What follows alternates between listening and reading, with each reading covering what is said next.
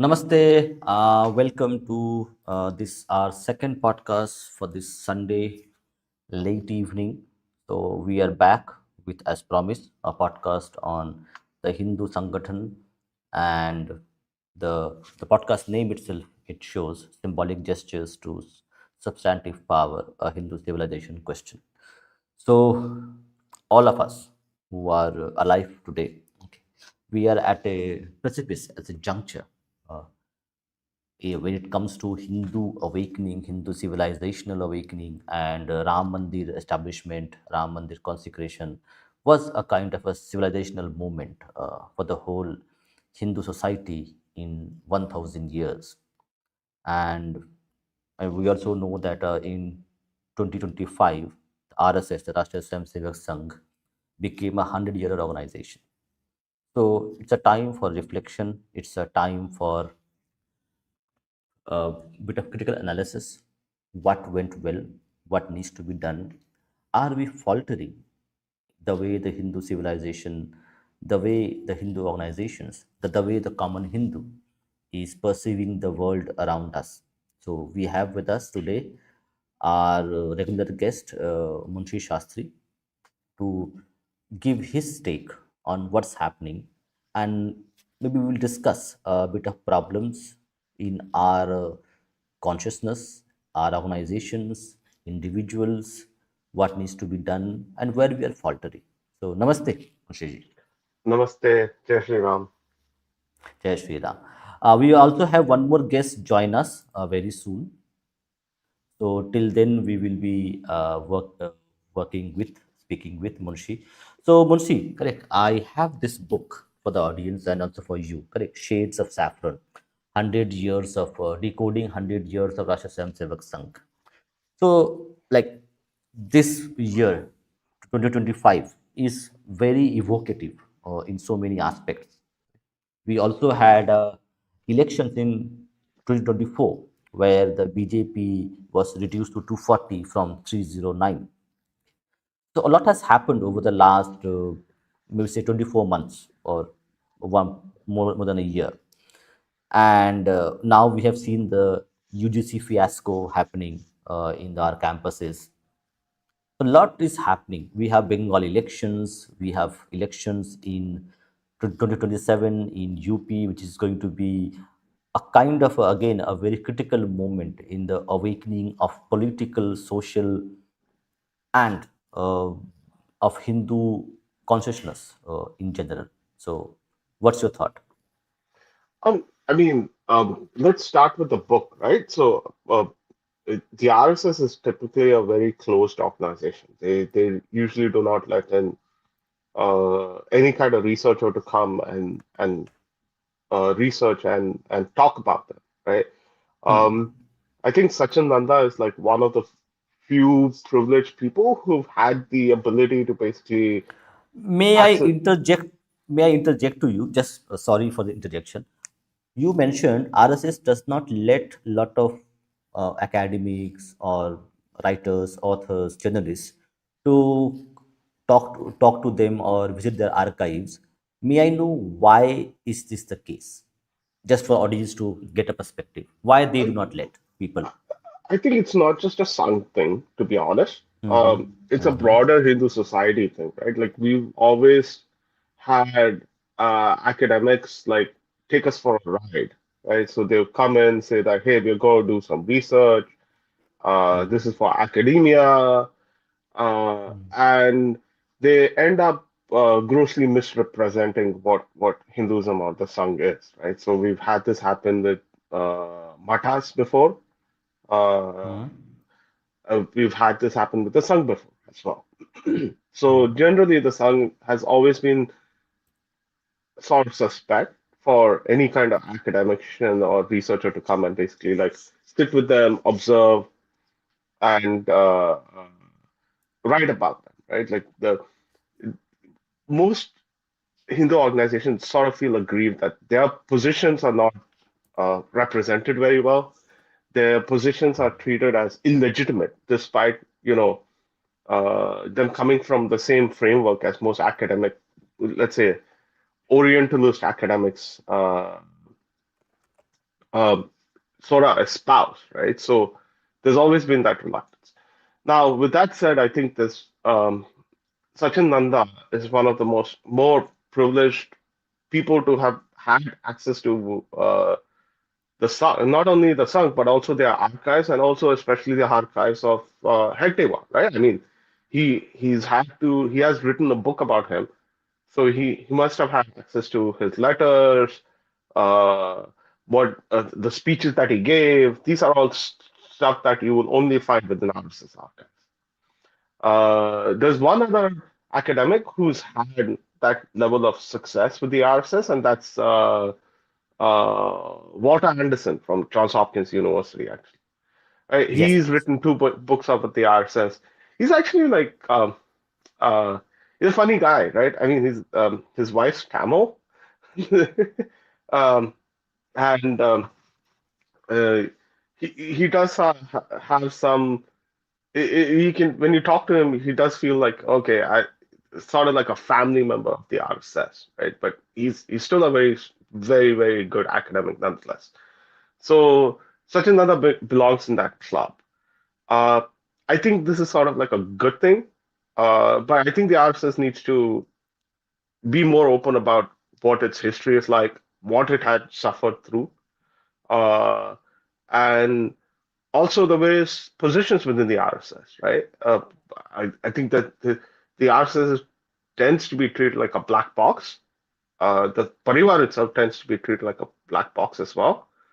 And uh, that's not good for it, right? Like, I mean, if you're going, if you say that um, uh, you are going to take the Bharatiya civilization ahead and you represent the Bharatiya civilization ahead, you should be open enough for Bharatiyas themselves to basically look in and figure out what the heck is going on with you, right? So, or how you function. So I think this is a good trend. Um, but I also feel like they need to reach out to even more local uh, academics, maybe someone within their own fold, and also elevate them to write good biographies or good well researched, well sourced books on the sun. Okay, understood. So now we're going to starting this conversation. So we have named this our podcast for today as symbolic gestures to substantive power, a Hindu civilizational question. So if you feel like this symbolic gesture to substantive power, what does it mean to you from your perspective as a Hindu? I mean, I'm more of a actions-oriented person, right? If I wanted symbolism, I would go to a temple or watch some temple rituals. Right? That's symbolism over there is rich and much more contextual.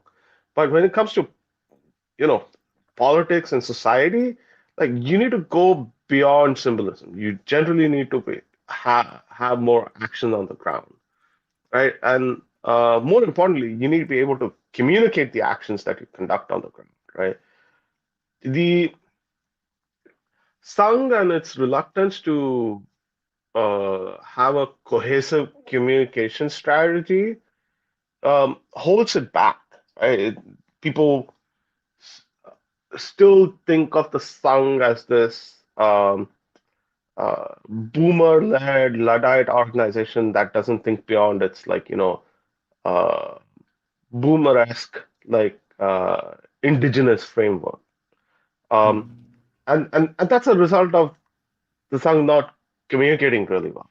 Um, because it's like there's a mismatch between what people want and what the Sung perception and communications presents, right? So um, people want more active restoration or revival of the civilization, right? So it can be in the form of, say, temple restorations, right? So in rural India, there are plenty of buried temples, uh, temples that have been made into trash dumps, lakes that have been completely destroyed, tanks that are completely like filled up. I mean, they need some amount of, local action, right? And the Sangh being the largest organization within India, uh, has been unable to build a cohesive program around it. And I think when you compare that with, some of the more uh, parochial announcements that you often get from, say, the Sar Sanchalak or people beneath him, it sort of leaves a bad taste in people's mouth. Okay, so I'm going to ask you a few more questions because we have extensively talked about this in our private conversations. Okay, and so let me start and ask you some dumb questions from my end. If I am going to analyze organizations, like in general, over the past, let's say 400 years, something. So you have elite-led organization and you have ground of people doing things, doing work. So there would be a fundamental difference from my understanding. Correct me if I am wrong. My understanding is that if you are going to have a groundwork, like ground up organization, where they are primarily working with common folk to actually uplift their lives, and they do not have the time capacity or the inclination to do a lot of high end work like philosophy, writing books and all those things. So, and now these elite led organizations would be far more sophisticated marketing, PR, and they will have access to a lot of money, power, political power, social acceptance, status. So, in this context, Sangh being a ground up organizations, okay, it doesn't have its elites. If you can say, Sangh doesn't have elites in its own underbelly or own circles. Would you be comparing, let's say, World Economic Forum to RSS? And is that comparison fair? No, no, absolutely not, right? Um, but I think like there is an organizational problem with the RSS. That's evident, and it's not got to do with like whether it's a top down or a bottom up kind of organization, right?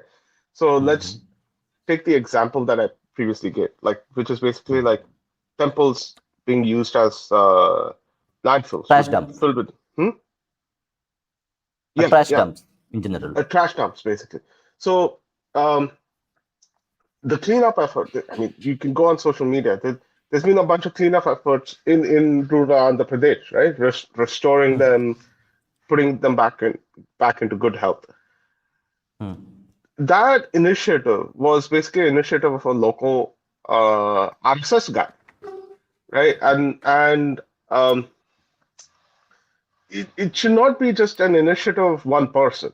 If there was smarter leadership within the RSS, they would have looked at that guy, the effort he's put into getting the community across, and would have scaled that across the country, right? I mean, it need not be one person in one district in one taluk just restoring temples in his neighborhood. Why can't it be a nationwide program, right? So, and you don't need sophistication to do this. You just need good leadership, and it is sort of lacking, right?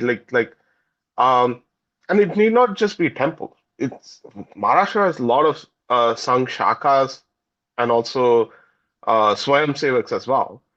And in the Konkan region, there are lots of forts or guards, right? There are people who hike up there. It's very poorly maintained. Uh, there's no uh, I mean, people slip and fall and get injured all the time.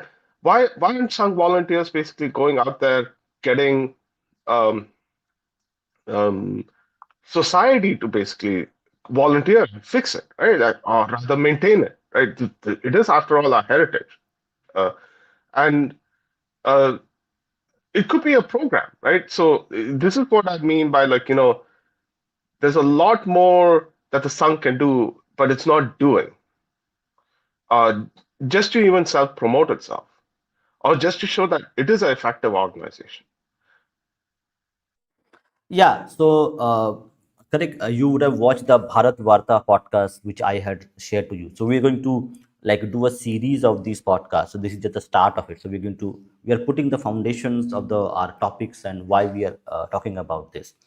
So correct, in the podcast that you would have seen from Bharat Varta itself, correct, here Mr. Ananda mentions that Sangh is a kind of a like Robert Putnam defined social capital. So it creates individuals, it equips individuals with the skills, and the individual goes and does his own thing. So like Sangh is a kind of a, like a training academy where you are trained morally, physically, leadership, help is provided to you. But at an individual level, you are free to do whatever you want to do with the skills which is imparted by Sangh. So in that your point, actually, do you think it conflicts with the way the Sangh operates and the way you want it to operate?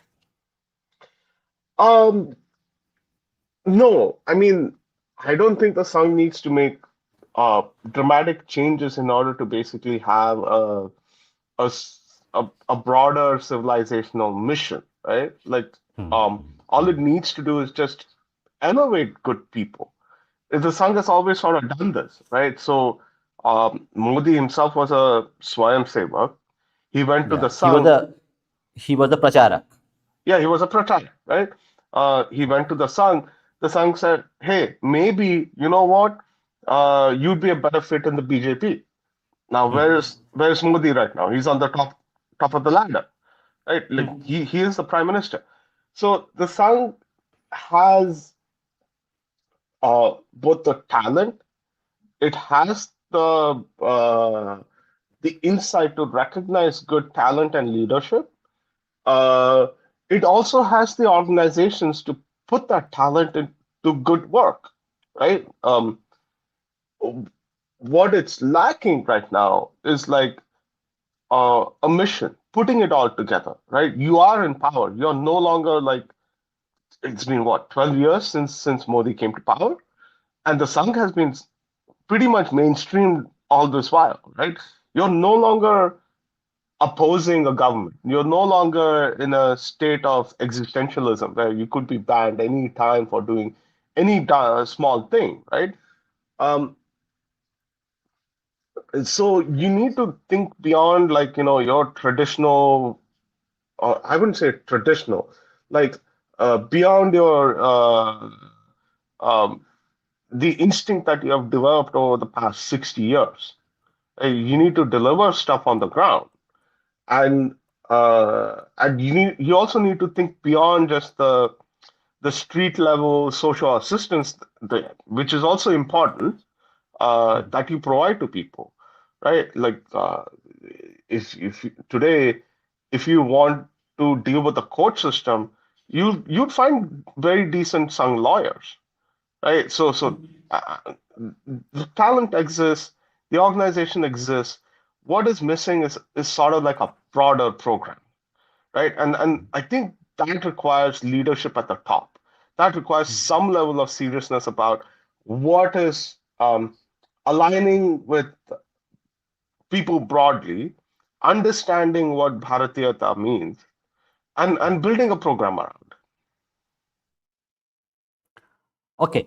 Okay. Let me ask you one more question. It's going to be a series of volley of questions. So now, when you are talking about Sangis lacking the kind of a glue or maybe the formula to actually weave all the resources it has and make it of good use, when they have some sway over the powers in New Delhi and in states. Now, what do you think? What is the inhibition? Is it take the example of correct UGC directive which came out, and also the case of Abbas Maldiyar, where his book Babar was villainized by uh, I would say, how would I say, Hindutva affiliated publications, and he was vilified for promoting Babar as some kind of a savior. which is not the case. We have read the book, we have interviewed him, and we know which side he is. And just for the sake of the audience, correct? So this is the book written by Mr. Abbas Maldiar. I think one of his earliest books, Modi Again. He was a communist, and he, being an ex-communist, he wrote a book and put his heart out why Modi needs to be the PM again. Okay, so this is the person who is been vilified, hunted by the so-called people who are on the Hindutva fold. What's happening? What happened after 100 years? Where this myopia coming from?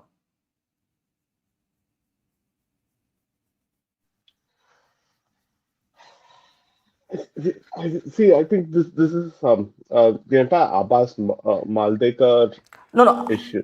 Yeah, I'm saying these are symptoms. As I mentioned Yeah, UGC, Abbas. There are multiple things would be there. I just gave one example, which I had the book. So don't take this as the only thing, but this is a symptom. Like what ails, what has happened that we are unable to identify who is with us and who is against us. Is that a like very simple thing to do in so many ways?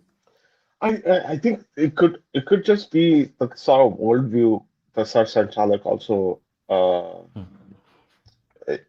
the vision that he has, right? Like I think he's um trying to project the Sangh as this progressive, conservative organization that's purely sort of like, to lack of a better term, I'd say Gandhian.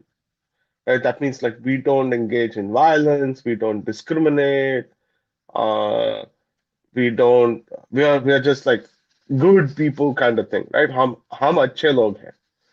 Um, I think that Shastri, hold mentality. on. Shastri, hold on. Just to get to the audience point, correct? Most a lot of people would have watched the correct Bengal Files movie. Okay. And in the Bengal Files movie, there is a famous dialogue which Gandhi said, like it is not something they invented.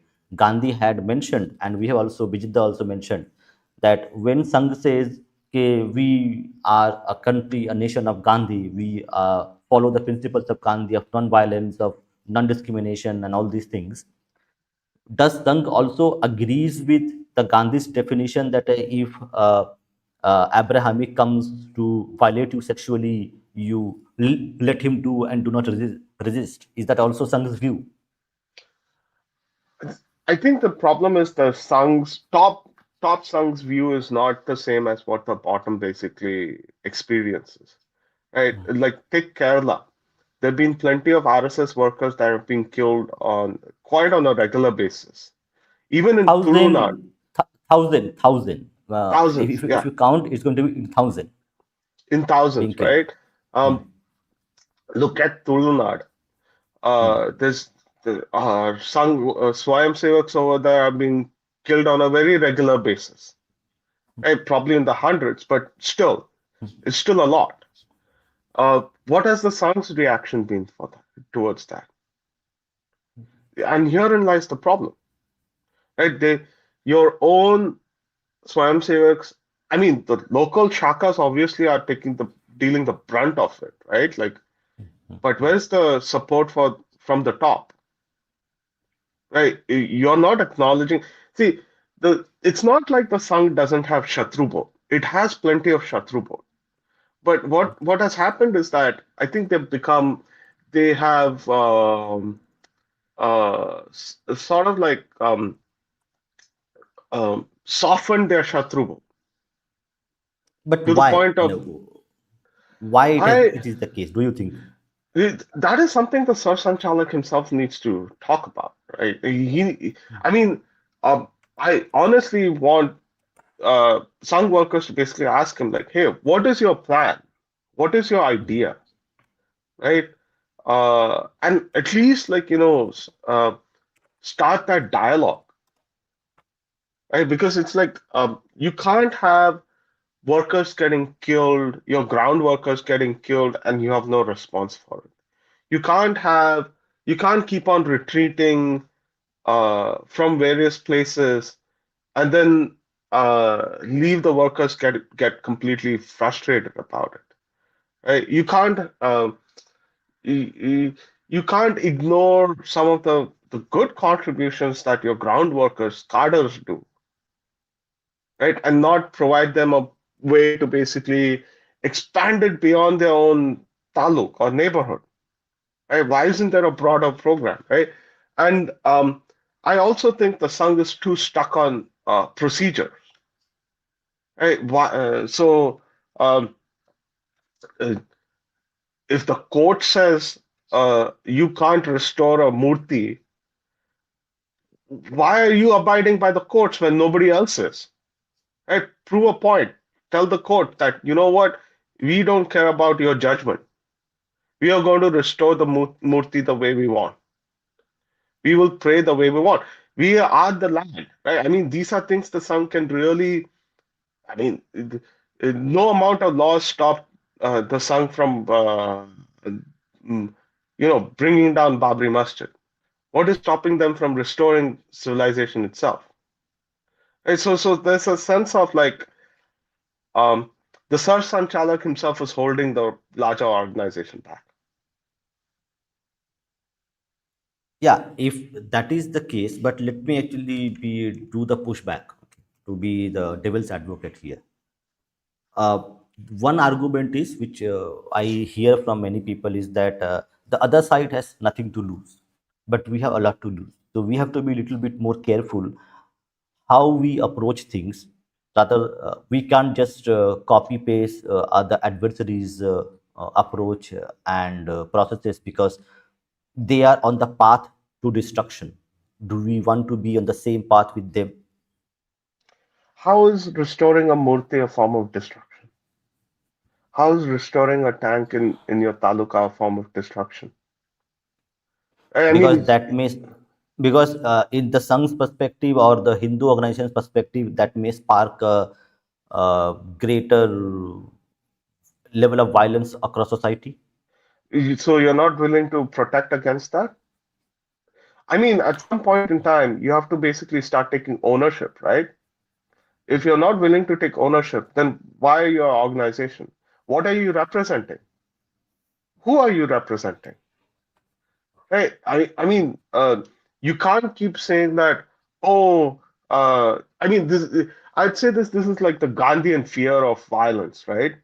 You can't keep like closing yourself off um, because you have this innate Gandhian fear of violence or this innate fear that, uh, uh, some boogeyman will come and basically destroy. Just see, here's my frustration, right? Um, the Sar Sanchalak and senior leaders at the RSS, they make big talk about Mahabharata, reading the Ramayana, etc., etc. But have they learned anything from those epics? Like Krishna says, don't worry about your emotions, don't worry about outcomes, just do the freaking act, right? Like he says that in the middle of Kurukshetra. In the middle of the You battlefield. in the middle of the battlefield. Krishna reminds them that you need to do your duty. You need to do your karma. He doesn't say like, "Oh, Arjuna, you're right. You're going to kill your cousins. Maybe we should give up. Maybe we should give up our land. This entire war is pointless." He says, "No, do the exact opposite, right?" Like, so in some sense, the Sangh essentially needs a Krishna to remind them that, hey, you need to do your work. Right? And I think to put it in very Hindu terms, that's what the Sangh is missing. Okay, we need to topic discuss one more topic, but before going to that section, 2014 onwards, correct? 2014 onwards, we have seen a tremendous, I would say, uh, uh, cyclonic push towards economic development, social development, a lot of political integration across communities within the Hindu fold, SC, ST, OBC, all these things we have seen happening, political integration and social, economic, defense, we have done quite well. and we have seen a kind of defang the Hindu organizations who were actually leading the street fight to protect Hindus. Okay? Now, is there the government and also the aligned organizations, are they in a trap called tur- uh, tunnel vision syndrome, where they are looking at economic development as the only agenda which can uplift Bharatiya civilization, and others temple freedoms can be done later? Is there N- a tunnel vision syndrome happening with the organization Sangh and also the government at the same time? See, I don't. I see. Here's the thing I don't understand, right? The song is basically like it. I'll put it this way: it lacks a mission, right? So in 2020, when the farmers' protest was going on, Hmm. Bharatiya Kisan Sangh blockaded Delhi for about a year, right? That's also a Yes. Sangh farmers' union. Now, if Hmm. for farmers you can blockade your capital and work against your political organization, the government that comes from your own parivar, Hmm. why aren't you doing this for other stuff, right? Why isn't the Yeah, Sangh create? that's interesting because like whatever we know that it was like hijacked by a few unscrupulous actors within the. But was it, is it a Sangh affiliated organization which was doing that protest? Because we see a lot of Khalistani and other people also joined. No, there were a couple of organizations. There was BKU, Hmm. right? Hmm. Then there was like one more BK something something else. Then there is Hmm. BKS, a Hmm. Sangh affiliated farmers union blockaded Delhi for about a year. They were participant to it, Hmm. right? Their union was participating in this, right? At the same time, you have when the new labor laws came out, it was also a Sangh organization that basically said this is bad. Now, if individual affiliates can basically stand up against the government and its policies, right? Where's the forward-thinking organization that actually does the groundwork for Bharatiya civilization, right? Where is Uh, the let me let me go back and borrow the words of Mr. Sachin Nanda, where he has mentioned that Sangh is a kind of a organized but at the same time diffused organization. So Mr. Sachin Nanda has told in his podcast that BJP is 100% autonomous in its own decision making, and inherently BJP can do whatever it wants. Sangh has nothing to do with what it does. So do you agree with his conclusions? sure, you can be whatever kind of organization you want, right? But let's look at the Hmm. actions. A Hmm. BKS can blockade Delhi for a year. A Sangh affiliated organization can go against a BJP-led government, also another Sangh affiliated organization. They're both maintaining their independence. But the BJP gave way to PKS, right? It repealed the farm Hmm. laws. Hmm. Right? Where are the other Sangh organizations putting pressure on the government saying, like, oh, you need to do XYZ thing, or you need to enable XYZ things, right? On the flip side, let me also be a little bit more forward thinking as well. The Sangh has various think tanks, right? So, like Vivekanand International Foundation, India Foundation, Bharatiya Shikshan Mandal, Bharatiya Vichar Kendra Mandal, right? Now, out of these organizations, I think only the one organization, that's Vivekanand International Foundation, that's been founded by Ajit Doval, is the only one that's actually working. It's the only one that's producing sensible public policy, right? But it's also in a very narrow space. That's national security. Um, but what about Bharatiya Vichar Kendram, right? Where was the last time Bharatiya Vichar Kendram basically published something that you could read and basically be like, hey, this is sensible public policy. It's coming from a Sangh affiliate.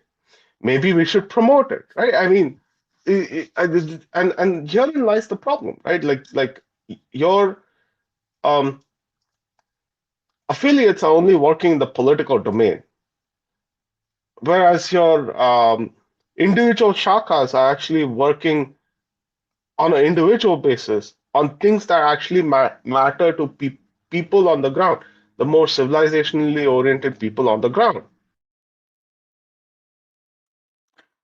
Okay, understood. So now let's diverge little bit and bit of controversial topics. So when we are talking about Hindu Rashtra, correct? So when we go to Sang Pratana, correct? So it is Hindu Rashtra that we are aspiring to become one day. And we also have like other groups who are part of the Indian civilization mule. That includes Abrahamic faith itself. I want to give an example, okay, and want to take like know your take on this. When Bangladesh was liberated by the Indian armed forces and Indian government intervention, that was 1971. Till 1980s, the Bangladesh society was bit better than what we see today. And we have seen Bangladeshi women, Muslim as well as Hindu, wearing sari, wearing a bindi, and following a kind of like classical Bengali Hindu culture etiquette. After 80s onwards, when we again there was a coup happened in Bangladesh, and it started slowly becoming more Islamized. Okay, a lot of money came from Gulf and other countries, and we now see women in Bangladesh wearing burqa, and they are chanting that we need to like eliminate the infidels. Now, when Sangh is quoting these Abrahamic faiths, okay, to integrate into the Hindu civilization itself, are we, as I'm talking about the whole Hindu organizations as a whole, correct? Sangh is part of it. We have VHP, Bajrang Dal. Now they have their own views on the Abrahamic faiths. When Sangh tries to integrate this Abrahamic faith into the Indian civilizational fold, are we ignoring the seeds of destruction which lie within their scriptures? Can we have these people with their scriptures and seeds and lie and become part of civilization, but sometimes they will transform into like a wish tree which will destroy from inside? It's wishful thinking, right? And it's also suicidal, to be honest. You're not, you're trying to trust a very toxic political ideology uh, with wishful thinking, hoping that they would reform themselves. That has never happened in the history of India, right? I mean, uh, when you look at the history of, say, Kitabi uh, culture in India, we have tried to reform it multiple times. I mean, Sufi saints basically came as a result of their interactions with Advaitin saints, right? The kirtans, the Qawwalis came out of a result of kirtans and bhajans. But despite that, our temples were broken down. Our We were constantly butchered. Sometimes we were enslaved. Um, and on top of it, all of this culminated with a partition where they basically said that uh, you are too beneath us for you to rule us, so we're going to demand our own country. So we, what kind of uh, I mean, with all of this happening, and the Sung's own narrative basically saying we've been colonized for 1,000 years, enslaved for 1,000 years, and you're saying that the same political ideology can be uh, Bharatiya out of its own goodwill. I think that's extremely wishful thinking, right? Like, if sure, you can basically say that, okay, um, the Kitabi doctrine is probably like part of Indian history and Indian civilization. ठीक है तो बोल सकता है बोलने के लिए. And you might also want to say that, okay, uh, uh, we have to integrate them, assimilate them in some way or form, but you have to put effort towards it, right? Uh, what are you doing to fundamentally transform that society? What are you fundamentally doing to defang the deep toxicity in what those books says? Right? I have not seen a Sangh think tank basically any the Sangh has plenty of legal think tanks, right? Why haven't they gone out there proposed uh, a law that basically criminalizes kafirism, basically hate against non-believers? I mean, you're not doing any of this, and you're basically shoving uh, very painful, uh, toxic ideology down, I mean, toxic acceptance down our throat for the sake of your sense of like secularism. I think that it's too much. Okay, so whatever we have discussed till now, so in your opinion, and it's also my opinion, so everybody can have their own opinions. So it is not something that we want all of you to believe our opinion. You need to do your own research. We have done our research as much we could do. Do you think there is, over the years, there has been a gap in communication within BJP and also within Sangh organization, Sangh as an organization and Sangh affiliated organizations? So, is there a gap between the local ground worker and people who are making decisions? Is there a, a kind of a, say, hollowness between the ground worker and the people who are making decisions, creating policies and frameworks for these organizations? I mean, from the outside, it does seem pretty evident, right? Like uh, you're not seeing like a structured kind of mission going on with Sangh workers. They're just doing things on their out of their own initiative. Uh, there's no consensus, right? If there was some consensus, then you would have like something beyond just one person in one taluk cleaning up tanks that have become trash dumps, right? You'd have more localized programs.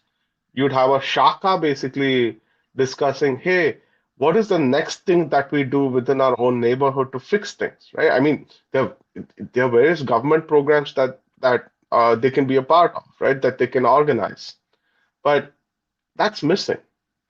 Like um, the thing is, like when Ram Janmabhoomi movement was going on, the shakas would organize. They would talk about it. The pracharaks would come and basically talk about what is Ram Janmabhoomi, why why are we doing this? What are we doing? What is our next step? There was that constant communication. There was always, they were bringing people together. They were organizing marches, right? Some of the volunteers were also doing work, right? Like cleaning up the local neighborhood, doing I mean, whatever. That mission mode is sort of missing, right? That mission mode is sort of missing. And the other thing is, I think there's a missing middle within the Sangh. There's definitely a missing middle within the Sangh. You need your ground workers, you need your leadership, but there's like a middle management that's absolutely missing, right? So that middle manager can be field researchers, lawyers, uh, uh, you know, maybe like people who can bring political weight. It could be some local businesses as well, right? Why should um, the mazars all over cropping up all over Devbhumi, right? Why are there two or three people with just like, a steel rod trying to get rid of it? Why isn't there a bulldozer doing that for them? Why isn't that bulldozer part of some Sangh guy's business? I mean, do something, right? Like You have your contacts, you have people who are out there part of society. Involve them. Right? Why is it one individual effort doing all of these things?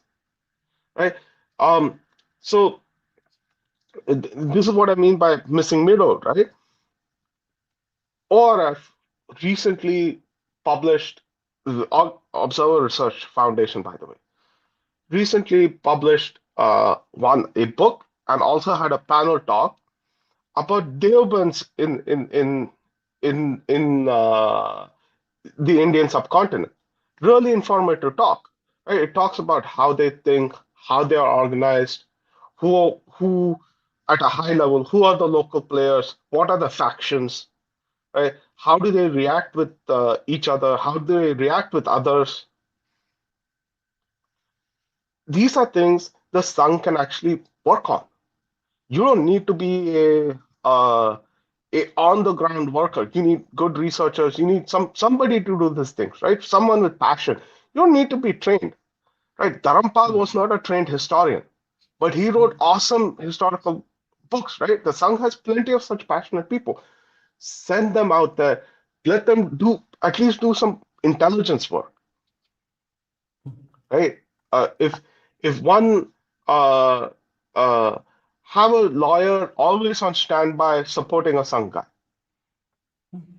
right? If one Sangh uh, worker has been murdered, have the lawyer build a case against the next uh, on the mullah. It's probably the mullah that's basically doing that's basically conspired for that murder. Right? I mean, that missing middle is definitely missing. Yes, so we are coming to the end of our conversations, and for the audience who are there, we are going to do a multitude of shows on this, on different topics, and then we will actually invite audience to come and join and talk to us.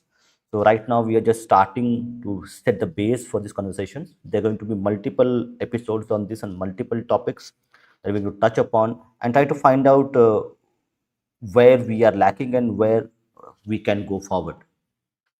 So, the end of the conversation question. See, when we are talking about a ground level organization, okay, and there has been a conversation. A lot of I have spoken. I think you also know. I have spoken to many people, specifically academics, authors, who are doing the intellectual warrior work.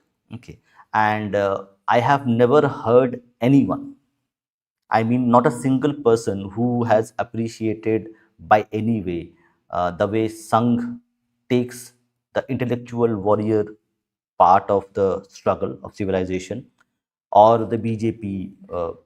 Like, is there, I would say, for a better lack of better word, a Stockholm syndrome with Sangh and the BJP with regard to intellectual warriors, and they think that their way of groundwork mobilization is the only way to uplift Hindu civilization. There is no scope of writers, historians, authors, intellectuals doing any kind of, they're useless people because they have seen what things have been done by Marxists and liberals over the years. I don't think that's true, right? BJP itself promotes a lot of intellectuals. We just don't. I mean, Sachin Nanda is one of them, right? Like you could probably say that, right? Like uh, the Sachin thing is like Nanda, Sachin Nanda is not that fold. I can, okay. Let me then, when you take to the name, correct. So let me give you example. My personal opinion. Okay, this is my opinion. All people can disagree with that thing. Sachin Nanda has a degree, a proper degree on, I think, comparative religion on Islam and Christianity. I might be a little bit here, but he has studied Islam as a technical academic subject. Now, and he talks about that the Islam that was there in India was benign, and some people came and poisoned their heads, and then we had Mopla riots. I don't know. I am not an academic. I am not a very. person, knows a lot of things. But I understand that the seeds of kafir being a bad person is there in the scriptures.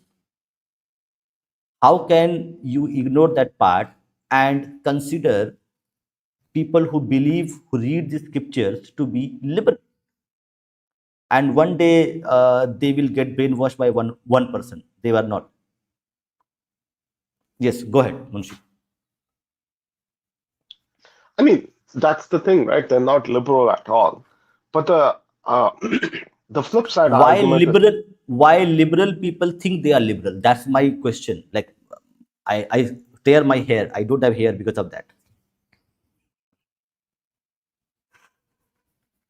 um, Yeah.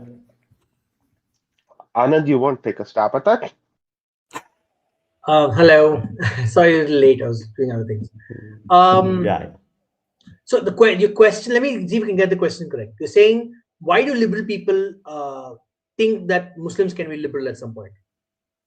Let me Or give the you like concrete. Wait. For concrete example, take the example of Sachin Nanda, who has studied Islam as a academic subject for to earn his degree. Okay. okay, Now, Muhammad Ghori, correct, Ahmad Shah Abdali, Akbar, Aurangzeb, literally massacring Hindus because they are kafirs, and that is sanctioned by their scriptures. Now, hasn't he read all those things? Now, Mr. Ajinanda says that, okay, the kind of Islam we had in India was very benign, Sufi kind of Sufi Islam singing. And doesn't he know the history of Sufis? And he says some people came and brainwashed the people in Kerala, and then Mopla massacre happened. Now what? So they are, in their mind, Muslims are liberal, okay, tolerant. Somebody people come and eat their brains, and they become illiberal and fascist. Where Um, this mindset comes from? I think I'll put it this way, right? So, Western academia has actually become very left-centered, and there's a massive cancel culture here. You say the wrong things, you will be kicked out of your department.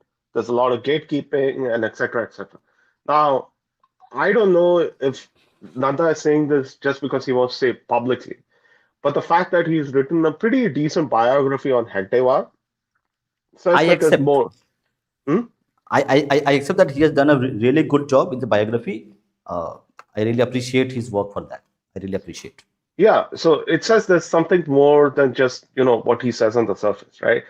But I'm trying to come back to the original point, right? Like you you can bring talent, right? You have inherent talent. You just need to put them all together. You can bring talent, you have talent, you are not utilizing them, for not now, for over decades, correct? These people existed in the Sangh parivar for so many decades. So why we did not see the kind of work now? See, from Anand Ranganathan to Abbas Maldiyar to other authors who have done, they are not Sangh products, they are outside Sangh products. So, is there a Stockholm syndrome, or is there something that, okay, it's not in the DNA? They are too much into groundwork, so they don't have any idea how academia works. So they are clueless what's happening. No, here's the thing, right? I don't think it's either. I think the Sangh is probably investing too much in intellectualism. Because what the Sangh really needs is that middle, right? That you need that string of lawyers. Now, if our and you need to show that to others that hey, I have this missing middle, the sort of umbrella to protect you, and not just for the Sangh, but also people allied with them. Let me give you an example. Why does Abbas Maldia need to escalate it up to PMO India for Yes, something? It's something trivial, that's a it's something trivial thing. it's not just trivial but hyper local, right? It's something that impacts Bhopal. Dainik Swadesh is like its circulation, it's primarily a Bhopal paper. It's even concentrated there, right? So you don't need the PMO to basically intervene and basically go like, hey, there's something wrong with Sandesh. That should be taken up by a local lawyer. Why aren't you throwing lawsuits after lawsuits after lawsuits at Dainik Sandesh, right? I mean, why aren't you um, getting some volunteers or somebody to file FIRs against the author? ये सब कर सकते हैं, right? Swatting तो करते ही रहते हैं इन लोग हर जगह. I mean, the BJP does some amount of swatting. Congress does some amount of swatting. But when it matters to our own people, we are somehow reluctant. उनको अपने आप भुगतने दो. ये क्या mentality है इनका? So where it comes from, Anand, you can give a different voice. Why this mentality from outside person? Because you're not an inside person, but still, what's your opinion from outside? Why it See, happens? I will Why tell you very why simple. Congress is why Congress and communists are opposite of what BJP and Sangh is in this regard? Because the BJP unfortunately has not understood the most fundamental part of this problem. They Mm-hmm. don't understood that evil is banal. It is not explicit. The Congress knows this very clearly. The Congress understands that evil is in the daily life of people.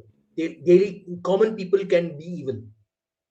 The Sangh, unfortunately, is this in this ironically, in a very Christian mentality that good people are all good. Evil is this external They force. are they are misguided. We need to put them in the right direction. Not just that, they think that there'll be something explicitly evil to fight. Then they don't realize evil is fundamental to being human. And the Congress understands this and they weaponize it. Same with the leftists. The leftists weaponize evil. They know exactly where evil comes from. Evil is a common person, can be evil. With the right words, with the right flavor of an argument, you can make a person evil. Like if you, I was watching this documentary today, okay? There's this journalist who went into Bastar. And he went and met all the tribals, the ones who have surrendered. She was asking them questions like, why did you kill people? What is the reason? No, because because our life was hard, and the guy said he will the Naxal leader said he will promise us good life, and they give good nice songs. This Naxal songs very nice, so I joined. The young girl is saying, I joined to become a Naxal because nice songs, but that led to people getting killed. Same with ISIS brides. They went to I joined the ISIS. Why? Because they had this weird fuzzy feeling that they will have a very peaceful, good life with the ISIS. So sometimes you need to understand. It just requires the right whisper in the right ear to turn someone evil. They think they will be able to save people. You're See, this is the thing. Realism is required. abs- It's just in my opinion. absolutely, absolutely. See, we are having some good impact. One of our subscribers, so people who are watching, do share our content, do subscribe to our channel. And here's the good news, correct? The person has saw our podcast, listened to our podcast, and ordered the book. So this is something good coming out of our effort, our initiative. So yes, thank you for ordering the book. Also, gift. So all the people who are watching, the books doesn't cost a lot. Do gift books to people in Diwali, in other festivals. Buy some book and give the books to kids, other people to read. That's also a good thing to do. Yes. So See, now, so go ahead, it is Anand. very, Go ahead. and the irony is that the son can learn so much, and this was my problem. My problem is a lot of Hindus look at their scriptures as just stories and or like religious stories, but there's so much moral philosophy you can use in a daily life. Like literally the son can weaponize or at least use the Gita in such a the Mahabharata in such a well made way. Even the Ramayana, right? What is the Ramayana telling you about when Rama comes back with Sita? He comes back with Sita. They've done nothing wrong. They have struggled and they've struggled and they've struggled. And what have the people of Ayodhya done? Instead of saying, welcome back, we put you in so much difficulty, they decide to challenge them again. These good people who struggled for society, who followed the dharma, what did people do? People put them through more difficulty. which is very relevant to today. People who are struggling for dharma, people like Modi who are struggling for dharma, what are we doing? Every time we do something good, we target him. He brought the 3 farm laws, start targeting him. Put him on Agni Pariksha. Put him like this. This is what is happening on a regular basis. I've noticed this, observed this thing. Nirmala Sitharaman brings out GST law. Popcorn, what is the difference between caramel popcorn and this popcorn? Is that really what that matters to you? Do you care? Does it affect your life in a daily, in a substantive way? Or does the fact that a new road that lets you travel to office and lets you lose every day you lose like 1 hour less or 2 hours less of your life? Is that more important than the caramel popcorn? See, this is very important. And this is what Hindus should be teaching on a daily basis. This is what should be reflecting on. That they don't reflect on. Right? Same thing, the RA car shed, the issue. Does it matter Hmm. that metro will increase the lifespan of all your kids because pollution will reduce, or a handful of trees that can be grown again? Hmm. Which matters more to you in your priority? The communists are able to weaponize this banality, this evil attitude, right? That people have, that we are willing to attack people for no reason, no substantive reason. They weaponize this, which the Sangh has not been able to do till now. It's not been able to do it. That's why my biggest problem with this word appeasement. I think I told last time also. This word of using appeasement again and again. They keep using it. It is not. You ask any person in the world, when they say appeasement, they see seen as positive. Pandering is seen as negative because pandering means doing something, saying something, and not doing anything out of it. Appeasement is actually helping people like that. That issue is significant. That's what is causing this problem. Yeah, and Okay. Go ahead, Shastri. Go ahead. just to add to that, right? And the song also needs to uh, pick up new stuff, right? Like you can't keep harping on the virtues of Ram Janmabhoomi anymore. So just to add to what um, Anand Anand has said, said. right? Uh, at RA, when the metro car shed was being built in RA, where was the Sangh affiliates? Why weren't they organizing in support of that? It is your own affiliate that the BJP is that project was basically driven by Devendra Fadnavis, right? Don't you want to show some on the ground support? That was completely missing. You know who went there? It was basically a bunch of kids on a forum hosted in Toronto who basically like said that, oh, this project is important for our city. We need better infrastructure. They organized themselves on that forum. They said, we'll go on this time, we'll show our presence, we'll do. These are things the Sangh can, ground workers of the Sangh can actually pick up, right? I mean, these are, see, new issues will always crop up. New classes of issues will always crop up, right? You need to understand that where the local people's zeitgeist is going to be, where people's benefit is going to be. And you have to basically step ahead and basically organize for that. Right? I mean, this is and this is what is fundamentally missing about the Sun, right? One is the missing middle, which basically like they don't have their people that's between the leadership and the ground workers who's there to basically become sort of like a force multiplier for the ground workers, and also the Sun being unable to basically pick up new.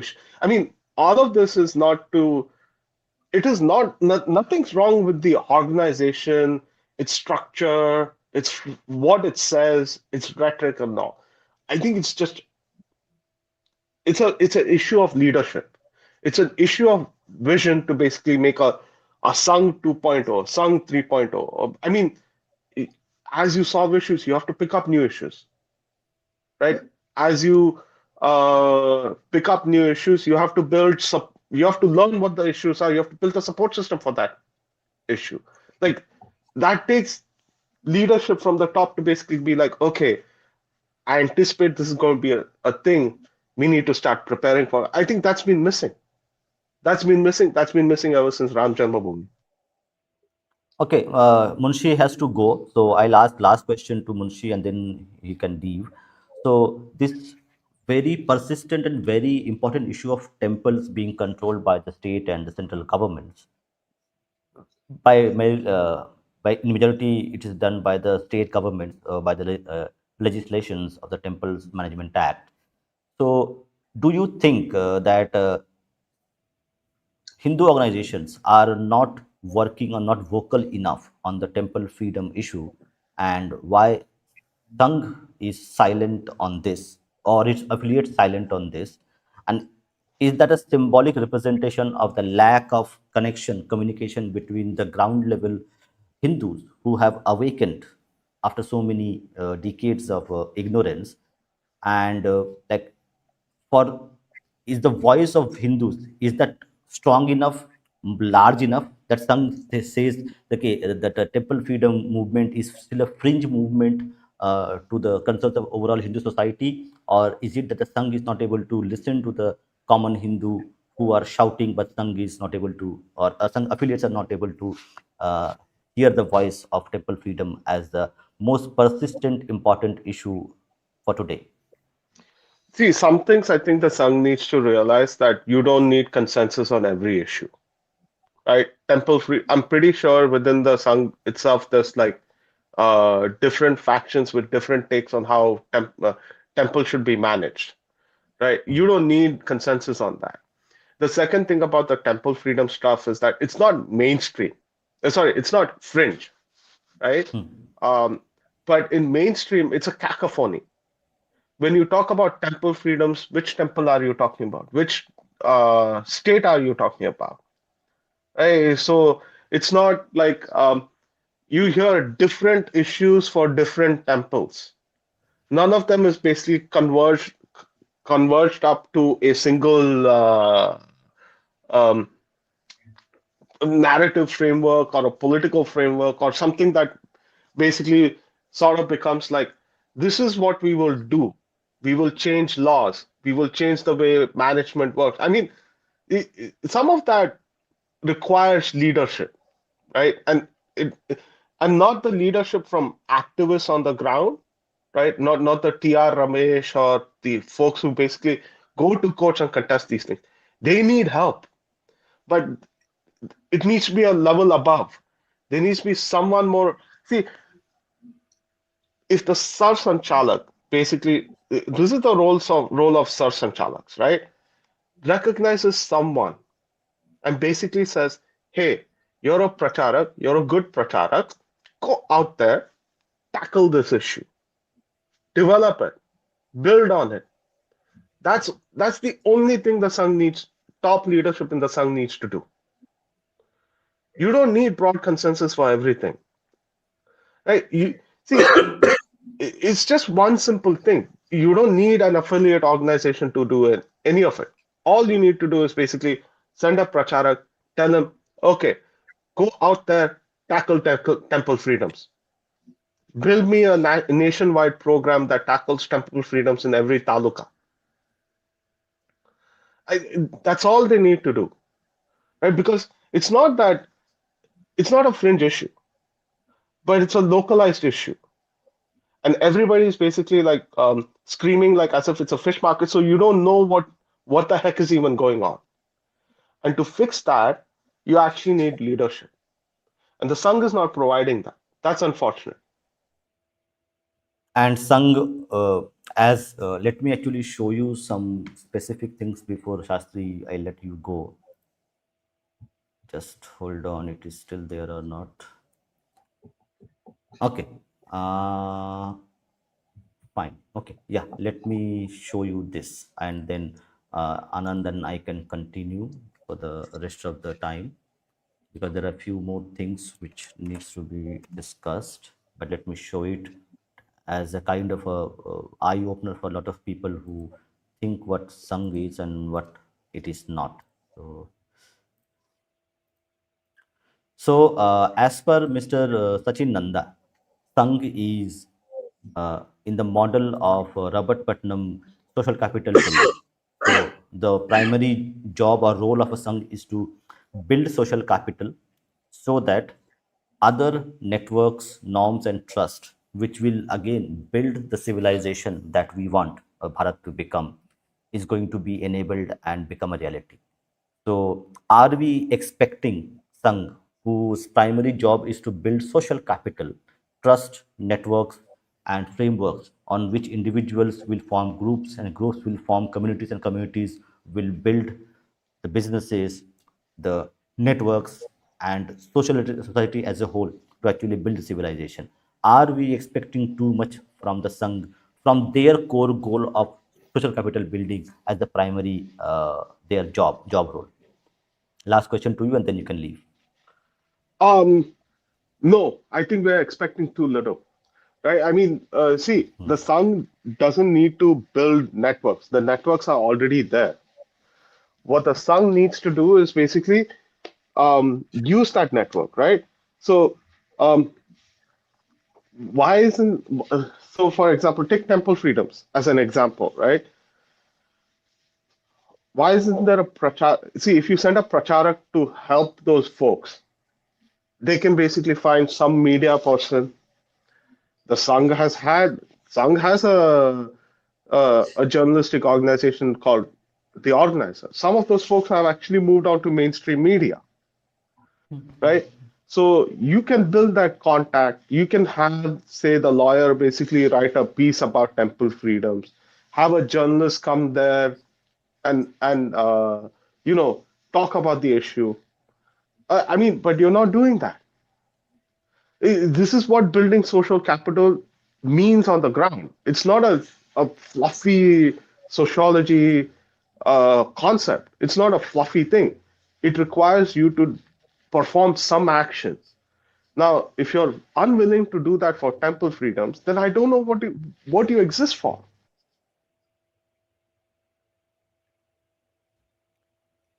Okay, so thank you, Shastri, for your time. We will have this as a podcast series, and we will do multiple episodes on this. So we'll also have other guests come in, and we will also try to invite the authors of many people who wrote books on Sangh to come and talk to us. But that we will see how much we can do.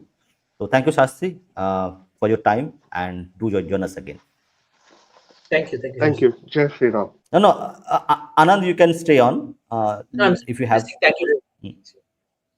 yeah. So, Anand, coming back to, so correct, lot of, like, I also did not know a lot of things. So I read through few books. If you can see, this book is also available here. I read through few books. So from the Mr. Dr. G or Mr. Baliram Hedgewar, who founded the Sangh, okay, from the books which was written by Mr. Sachin Nanda, he has a conclusion or theory that Sangh is a social capital building organization, because the primary problem with Hindu society and in general the society of Bharat, okay, where nobody trusts each other, and that lack of trust is due to low social capital. So Sangh was founded to actually build the social capital, the networks, which will then enable Bharat to become again a great civilization, which it was 1,000 years ago. So, what do you think? Is Sangh doing that job uh, in your perception in a right manner, or they lack something from an outsider perspective? Because you are an outsider, you are not an insider of the organization. No, I disagree with the premise itself that that Mm-hmm. the Hindu society doesn't have the ability to do social capital. That is an Mm-hmm. incorrect premise, because if you observe throughout history, without the Sangh, the Hindu society has been able to build social capital when it requires it. Right, when Somnath was being attacked, the society was able to build social capital. Right, when Sri Rangam was attacked, the Hindu society was able to build social capital. They are able to build social capital when the situation is little dire. So when it is dire, they're not able to build social capital before the situation comes to a head. That's the problem. It's like when you are in a difficult situation, then Hindus are able to band together and do a good job. They actually have some of the best in the world in terms of like they're able to defend their society. My problem is different. My problem is Mm-hmm. you take again temple freedom. You take, right. Forget about Mm-hmm. temple freedom. What about temple protection of temple asset? See, freedom comes is a The reason temple freedom is so demanded is because temple assets are not being protected; they're being stolen, right? So, okay, if you okay, you say I can't do temple freedom right now; it's difficult. So why not work towards protection of temple assets, protection of temple assets, and use for Hindu society? Where is that movement? I don't see that movement. Kerala has a large number of shakas. Okay, let's take very clearly. Hmm. It's a large number of shakas. When Shabrimala happened, did we hear anything from the shakas? Did we hear anything? Sabrimala, gold is theft, right? Did we hear Hmm. any Hmm. argument, any pushback? This is our cultural capital. This is our religious capital. Why is it being stolen? Why is it being stolen by few unscrupulous people? Right? They didn't challenge that. And they may be Hindus in name itself. So that also is fine, correct? It doesn't They may matter be what their communists who names have are. Hindu. It doesn't matter what their names are. Even if they're Hindu in belief and they still stole, it is still a dharma, Hmm. Hmm. right? The job of the Sangh is not only to protect, to defend for all Hindus. It's to defend against adharma in society, right? So you may be facing Hindu on the other side, but if he's doing nonsense to destroy your dharma, it's your job to stand up to them. Stand up to them and say, no, this is not unacceptable, right? There may be Hindus in DMK, but they're stealing temple money. They're demeaning the Hindu society.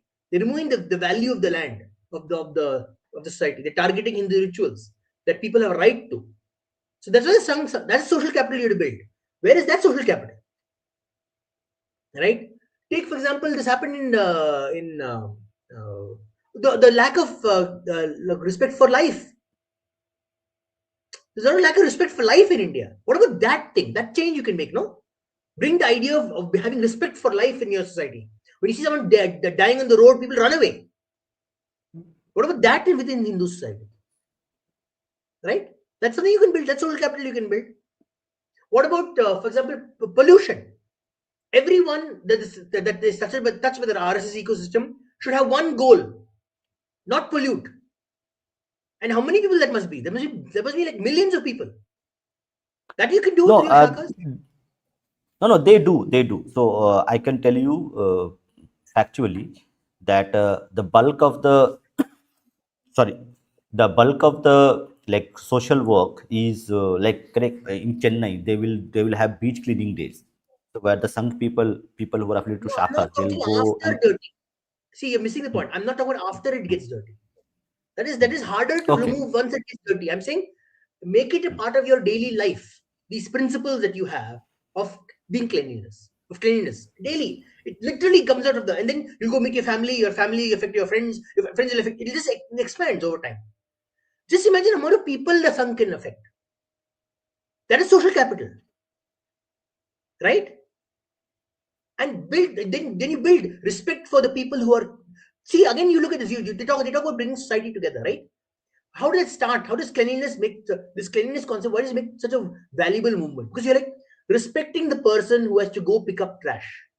The minute you throw trash, someone has to do extra work unnecessarily. I've noticed this one a problem in India. कुछ हुआ है, किसी और को clean करना है, किसी और को फिक्स करना है. वाई? बिकॉज वो लोअर क्लास है मुझसे और वो डिफरेंट क्लास है मुझसे. उसको करना है, उसका जॉब है. मैं गंदा कर सकता हूं. Imagine the paradigm shift the sun can make. Fundamental shift. You don't talk about the different castes being oppressed. This is a paradigm shift you can do on the ground. Every Sangh person respects nature and respects the people who are going to clean up the trash.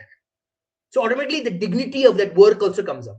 So you're making fundamental changes. You're not just talking. Lip service nahi hai.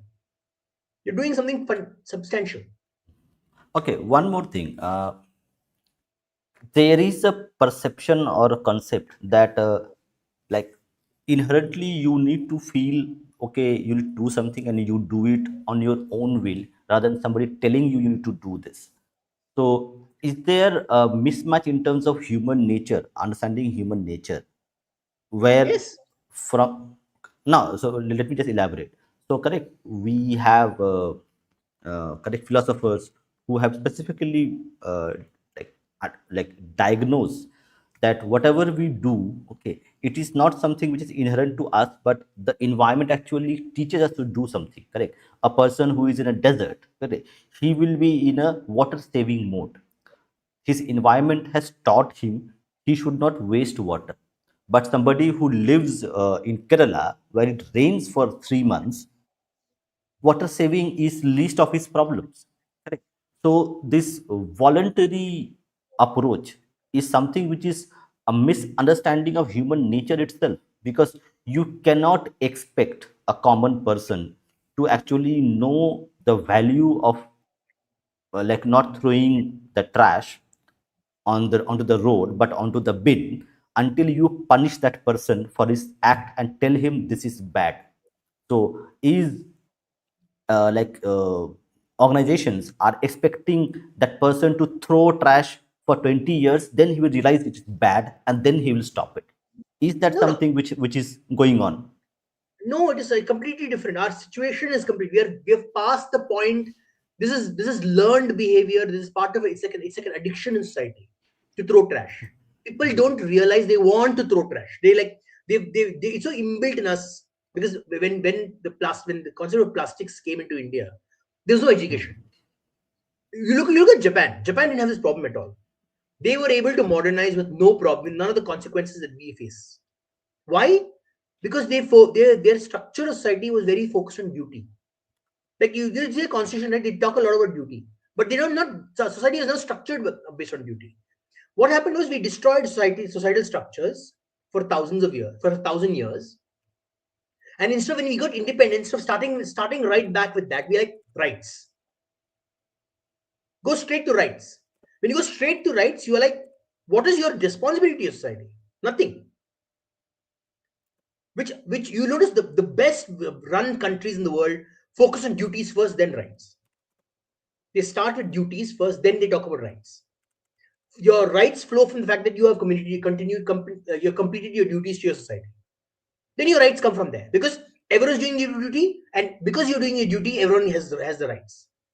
We in India we did the reverse. We had like just rights, no duties. Like not a single duty was discussed. Now Modi ji is bringing about concept of duties, but it's too late. And for that, you do need to, yeah, you're right, you need to punishments, because people are so used to a certain way of behaving, or at least consistency in behavior.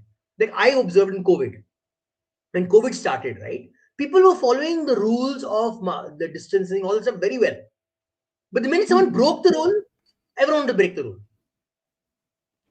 So our society That's works on a that's a mob behavior across geographies. That's a mob behavior which is default. It's a human behavior in no, but general. you observe in other side, in Western societies, telling Hmm. people to social distancing was difficult. They were not listening. They were like, no, man, I will do what I want. Who are you, government, to tell me what to do? We didn't do that. In India, we didn't have that. We didn't face that at all. We didn't face any pushback to the government saying, how dare you tell me to social distance? Not a single person said that. Everyone said, yes, the government understands my needs. A social distance is a good idea. We'll all social distance. So we are a very rule abiding society, but we require guidance. And to me, currently, just wishing people will be clean is not enough. You have to make it a process. Got to make it the natural behavior one follows as a community. You cannot expect individuals like, oh, 1,000 individuals will say okay, we will be like this, and then everyone will be like that. No, you have to. That's what I'm saying. The sun could be such a force multiplier instead of thing, because they're like connected to the ground. And imagine the amount of dignity people get, because everyone is behaving the same way. Everyone's behaving in a positive manner.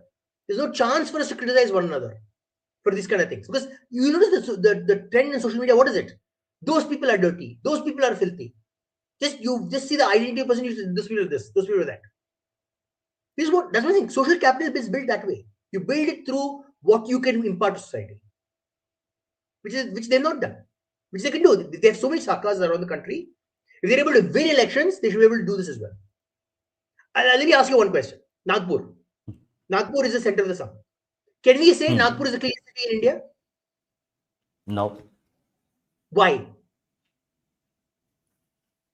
See, Yeah, that's a very interesting question.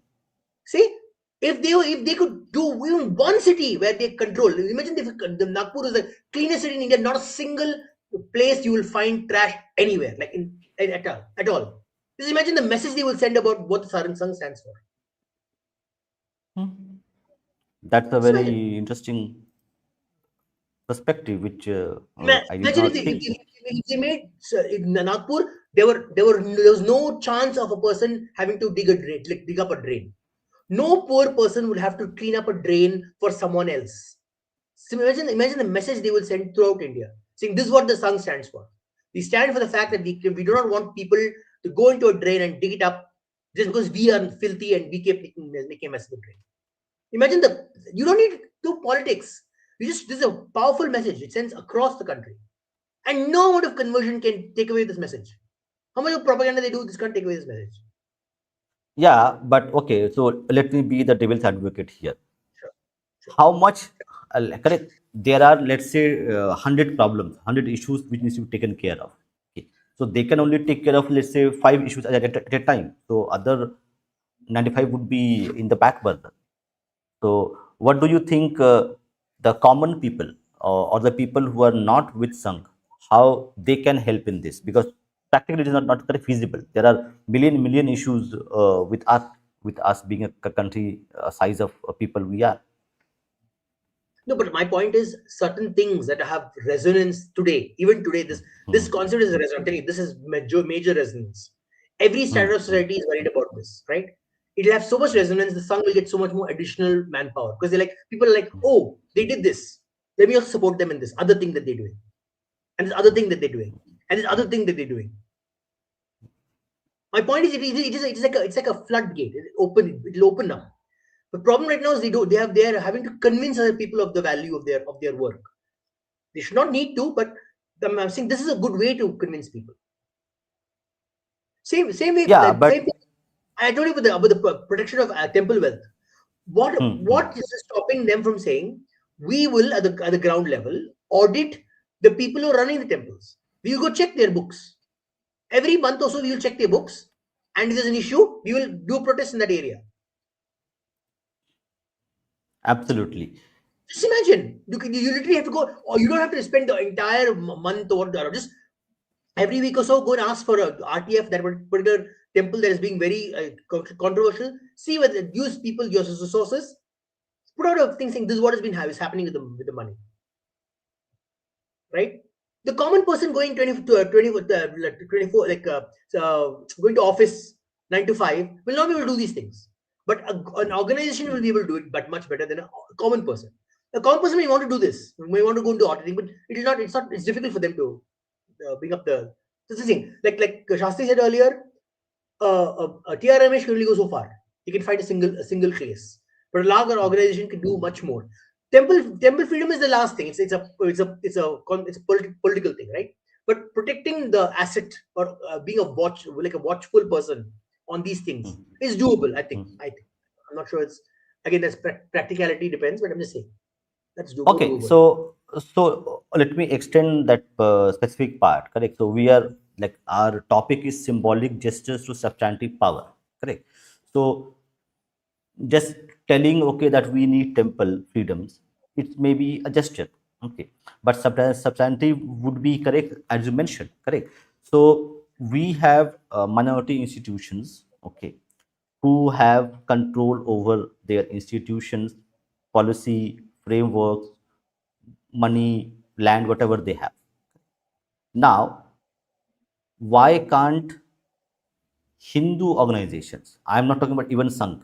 Okay, Sangh Hmm. is not a Hindu organization as per their own definition. Like they are organization who believe in Desh Bhakti. Okay. Yeah. Nationalism is not the right word. Desh Bhakti is the right word. So they are Desh Bhakti organizations who are building social capital. So we are not. Why there isn't uh, concentrated, organized, well funded campaign to make sure that an equal right to Hindus of Bharat, which other enjoy. From Article 25 to 30, correct? There are rights given to minorities. Fine, we give them, no problem, give them. Why cannot now why even can't our organizations put forward a point that we have minorities have all the rights to run their own organization, Why can't the same rights be given to Hindus? Is this something which is evil in nature, that everybody, like, we haven't seen the kind of campaign which should have been happening? Okay. Is this something evil that we are asking as Hindus, and why the Hindu organizations are saying no, no, no, no, don't do it right now, it will offend people, or what will happen? What do you think, what's happening? No, I think see, this cannot be done by Hindu organizations. This can be done by politicians. See, the problem, that's the thing. The point is Wait, we have wait, created. wait. No, no, no. Anand, Anand, hold on. When you say politicians, okay, Yes, does politicians get a dream that, okay, I need to do this thing? I had a dream last night, and he does it. What politician does is dictated by his hold on power, correct? His politicians' actions are driven by their yes, tenacity to hold power, to win yes. elections, correct? So, how That's do one you kind. hold power? That's one kind of politician. That's my point. There are Okay, multiple types of okay, politicians. See, we are okay. looking Can at you we are looking at. explain? So there are politicians who do not care about whether they hold power or not, but they are there to make a Hmm, change. They're a very simple kind of politics. There are some kind of politicians like that. Lee Kuan Yew. hmm, He was like, hmm. I don't care if I come get elected again, but when I'm doing something right now. I'm going to implement the best form of it. He gave poison. He drank wish for a society. He still people call him dictator, but he drank that wish. He's like, I don't mind being called dictator, but I will drink the wish and I will do something. It's okay. People may call me names. It's okay. Till today they call him names, but he doesn't. He doesn't matter. He's like, I don't care. There are So politicians he like that. cares. Correct. So he is the correct true nationalist in this proper context. Correct. He built Singapore what is today. No, Singapore had no nationhood. You understand? There was no nation called Singapore. He created a nation called Singapore. You understand that? Very important. He created that unifying identity. Singaporeans didn't like each other. The Chinese didn't like each other. The Malaysians didn't like they didn't like each other at all. There were a lot of hatred among them. I'm telling you honestly. When Singapore got independent, they hated each other. But he said, "No, I will not accept this distinction. I will not accept this fact that you guys want to hate each other." And if a true politician like the ones we have to hear today would have, and there were people like that by the way in Singapore who said they'll pander to each group and they'll spread the hatred among each group. He said, "No, I will not let you people do it. I don't care if you hate me, but I'll remove that fighting among yourselves and we'll unite and we create a new nation." Which there's some such politicians exist. You don't understand. There's some politicians they'll be called dictator, but they'll do it they'll take the pain for the good of this society, right? They don't mind taking it. Then there are politicians who don't care about their voters. They'll play games, right, to get as much seats, as much votes as possible, just enough to get into power. But then they don't care. They don't really care. Then there are politicians who have a long-term vision for the country, but they're like, I want to get votes of the people. I want consensus. Then only I will do it. Like Modi. Modi ji is basically he's like that. He's like, I'll get consensus, then I'll do it. Or else I'll not do it. It's very Yeah. clear kind of politics. So my point is, let's go to the other point. You're saying what happens? Why is Hindu organizations not able to do this? My point is, Hindu organizations may want to do it also, but the politician ultimately listens to his constituents, and the constituents don't care what the Hindu organization wants. about Doesn't matter. tem- about temples, you are saying Yes, the constituents who vote are, or there is not enough critical mass of common people who want our temples to be free, or there is there because prosperity? because they don't even understand what it means about temple freedom. They don't understand the reason for temple freedom. They think it's, oh, someone wants to control the temple because they see everything in terms of power, right? Because they're used to seeing everything in terms of who has power over something and how they'll misuse it. They see the bureaucrats have power, they misuse it. They see the cop has power, they misuse it. They see the politician of power, he misuses it, right? They're distrustful of any organization that will control the Hindu temple. That's the problem. They've been trained this way. Wait, wait, wait, Trained wait, like wait, this. wait, wait, wait. So correct. So when I have, we can see the graphic. Correct. It is on the screen. In the screen. So what you are saying, the distrust or mistrust of common folk from each other is, and the cause is lack of social capital, which creates or the function of low social capital is distrust or mistrust among people. Not social capital, social And trust. I will say social trust, no, not social no, capital. n- Disagree with that wording. no, no. I don't Yeah, know. yeah, yeah, yeah. But social trust is the function of social capital. If you can see here, correct, the divided trust. So if you have a low social capital in your own society or in your own community, you will have people who are not trusting each other. The No, the I don't think higher Hindus, Hindus don't distrust each other. They distrust authority. They distrust people who want to take authority or something. There's a little difference. So I see a lot of like Hindus able to organize very well around the country. Like they want to organize a dinner, they're able to do it. But when it comes to Hmm. someone has authority to decide something uniquely on their own, then Hindus are like, have been taught to distrust. And this is a taught behavior, by the way. It is not something inherently Hindus are like that. This is taught behavior. And my point is that you have to break that thing, and only a politician can break it. Like I told you, in Singapore, they hated each other. They didn't want to live with each other. They wanted to, they look at each other with distrust. The same thing. It required a politician with vision to say, I will break this. It's not enough to expect it to come to the ground. Some things cannot be come from the ground. Some things cannot come to the ground. You need a visionary to break this. And if a visionary doesn't want to break it, it will never change no matter how much you do groundwork. Especially in a gigantic country like ours.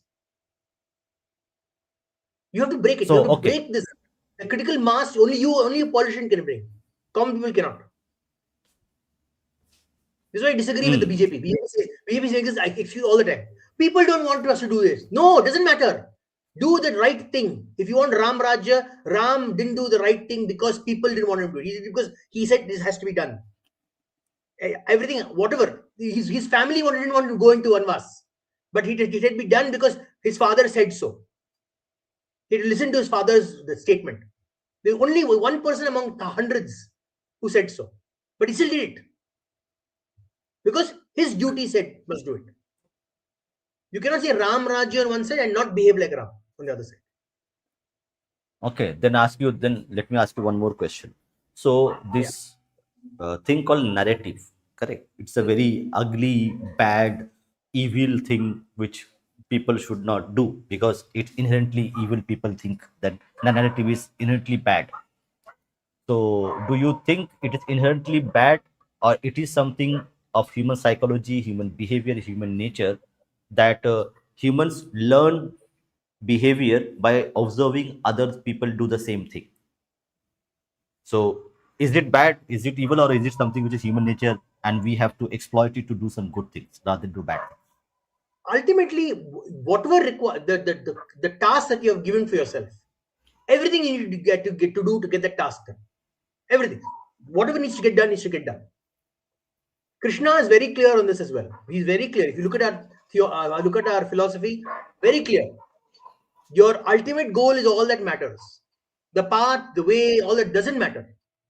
You have to get it done, and that's it. The consequences that come along the way are not relevant.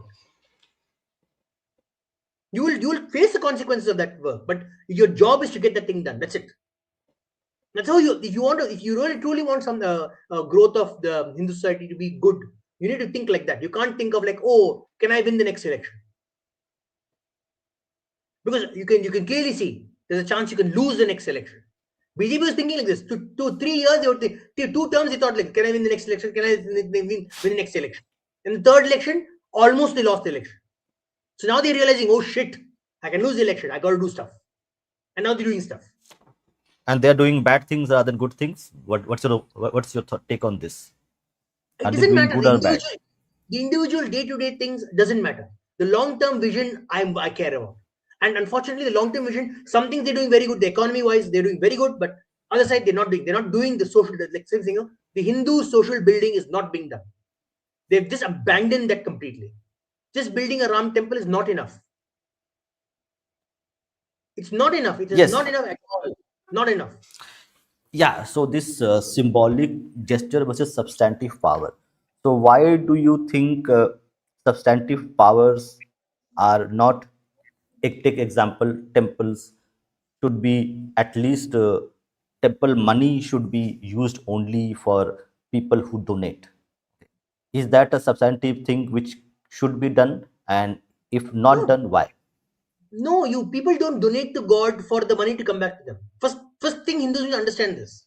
When a person Hmm. goes to a temple to donate, bhaktas go to donate, they donate because they're giving Hmm. to God, giving to God's work in their perspective. Hmm. To Bhagavan they're Hmm. giving, it's a sacrifice. Correct. Correct. Right? What is the But duty of the but of the of the, of the people who run the temple? And what hmm. does the kings used to do? The kings used to say, the temple wealth is for me to do my dharma to society. His job was that. Hmm. So the Hmm. Hmm. government is the same thing. They're the king. Your job is to take that wealth that is given to for dharma and to do good for Hmm. society. Hindu society, so do Hmm. good for it. So you start thinking, how will you propagate it? How will you do a good job in the Hindu society? Will you provide good resources for people in the area? Water, cleanliness. Is a Yes. temple Yes. pond? Hold. Is a temple pond a good ho- bath, a bathing ground, natural bath? Is it healthy? Is it clean? Those things. They engineers locked all the temple ponds. You notice they've locked all the temple ponds, the historical temple ponds. They've locked it everywhere, all over the country. Hmm. Hmm. Instead of making such a way that And it's there are clean. no water bodies in the temples in the North India. So that's completely gone. They don't. What is the point? Why is the water bodies even there? You know what the reason the water bodies are there in temples? For you to go and wash and then go into temple.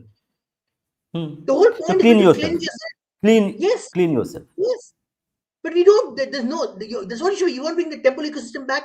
Open up the water bodies. Bring that culture back in. Make it a part of the culture. You go cleanse yourself. Maybe you go shower and then go there, do the ritual dip. But you bring those things back. But no, they've locked everything off. Because why? They don't want to take the effort to teach people how to use a temple effectively. Because it takes effort. It's difficult. You've unlearned all these things, right? You've unlearned how to be clean in a temple. So it's too hard. Oh my God, it's so difficult. Oh my God, how difficult it Hmm. is to build a Gurukul, man. I got to set up I've got to put up the teachers. I got to train them. Oh my God, so much work.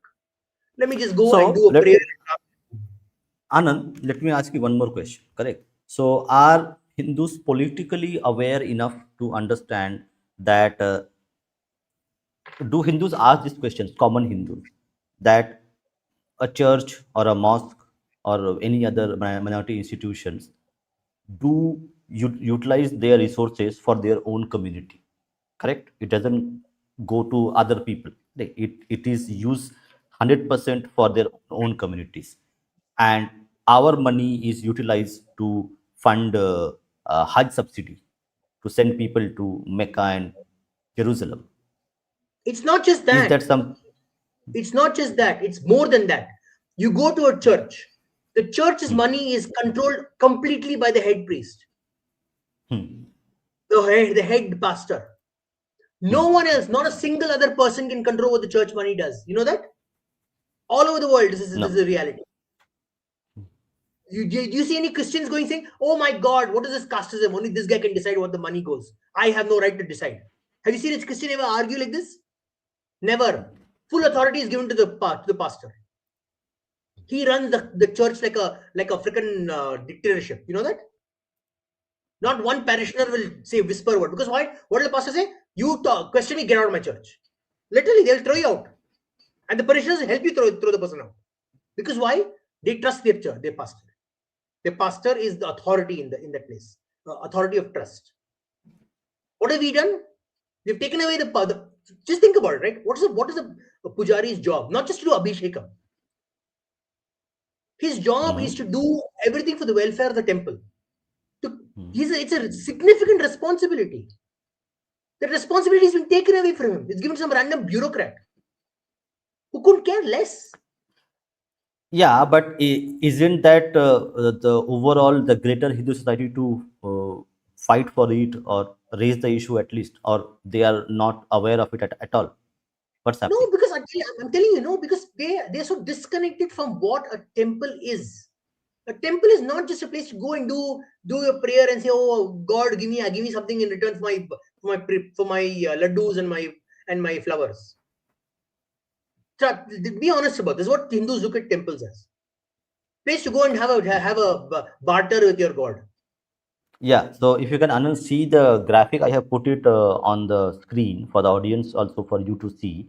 Correct. So this is Christian conversion sources in Germany send 2 billion every year to India, we should dedicate 5% monthly income for Hindu causes.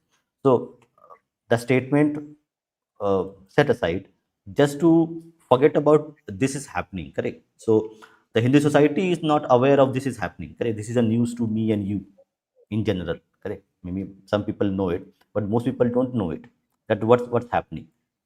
So, how do you think the Hindu society, as a common person, Hindu society needs to understand these concepts, how they are functioning, and what they need to do at the individual level? See, you are telling politicians are not do not want to take this up because they are least bothered about it, because their constituency who vote for them have not asked them to do this, so they will not do it. How the politics works in general. Yes. So but my point is that um, I don't explain this. It's like, see, I do go to temples. I didn't used to go to temples Hmm. because I was like, this Hmm. place is a place where people are having negotiations with God. Give me this, give me that, give me this. And I felt very disheartened. I'm like, this is not what what the temple's aura gives me. The temple's aura gives me peace. It gives you for you to think, for you to reflect on life. That's what I see the temple as, in my perspective. Because again, I don't have belief in terms of like the religious faith, right? But I can see people have religious faith. But I'm saying your faith, your bhakti in God should not be about you doing a transaction with Him. Your bhakti should be one where you're doing for society, right? And I always ask people I meet, what is your Hmm. dharma? What is the reason you have bhakti? Is it just because you want to go do a ritual, or is it because you want to do something for your society in general? Because there's more to it society than that, than just going to a temple and coming home, right? There's more to that. There's danam. Like my grandmother used to give food danam Hmm. every week. She used to give to a temple. She'll give. She'll what a little bit money she used to get from her pension. She'll do annadanam in temple till she died. We don't do that. The concept is not there anymore. Some people do it, but most people don't do it. You could do that. We could do that. We can make it part of regular Hindu society. Like every week, the local temple, people in the area donate to do Annadanam or some other Danam, right? And So, okay. that requires social activists. That doesn't an individual person cannot do it, or the individual person has to become a Yeah. social activist to do it. You know? No, it cannot be done because if you see, correct, the church functions as a kind of a like like what's say as an organization, as a corporate organization is who is doing this conversion Yes. work, correct, correct. Not just So conversion. now, Conversion is secondary. So listen, hmm, the conversion is the part we're seeing in our thing. But you understand, hmm, they have already set up a system to run their churches. Like, for example, you may see a single church may look the pastor may be an individual, but he has hmm, contact with thousands of the pastors, and all of them have created a plan of action. hmm, They've created a plan of action together. Like, this is the place we will proselytize. You don't come here. You do somewhere else. And they take it as hmm, as a gospel that they will do it. No one can will say anything.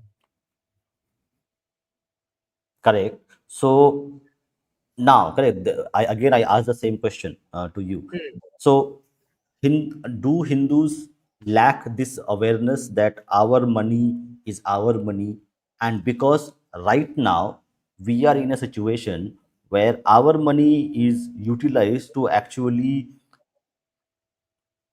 use against us. Take the example of Vaishno Devi Medical College, correct? Where the money that medical college was built with money from money donated to Vaishno Devi, and where 90% seats were given to other faith people. Now, is that a disaster for Hindu society, and does it reflect the state of Hindu society as a coherent people, a coherent community to actually do things for their own good rather than See, looking at others? there's a fundamental problem with the way we are structured for this kind of challenge, because Hmm. the temple is fixed. It will not move. It cannot a temple cannot be boycotted.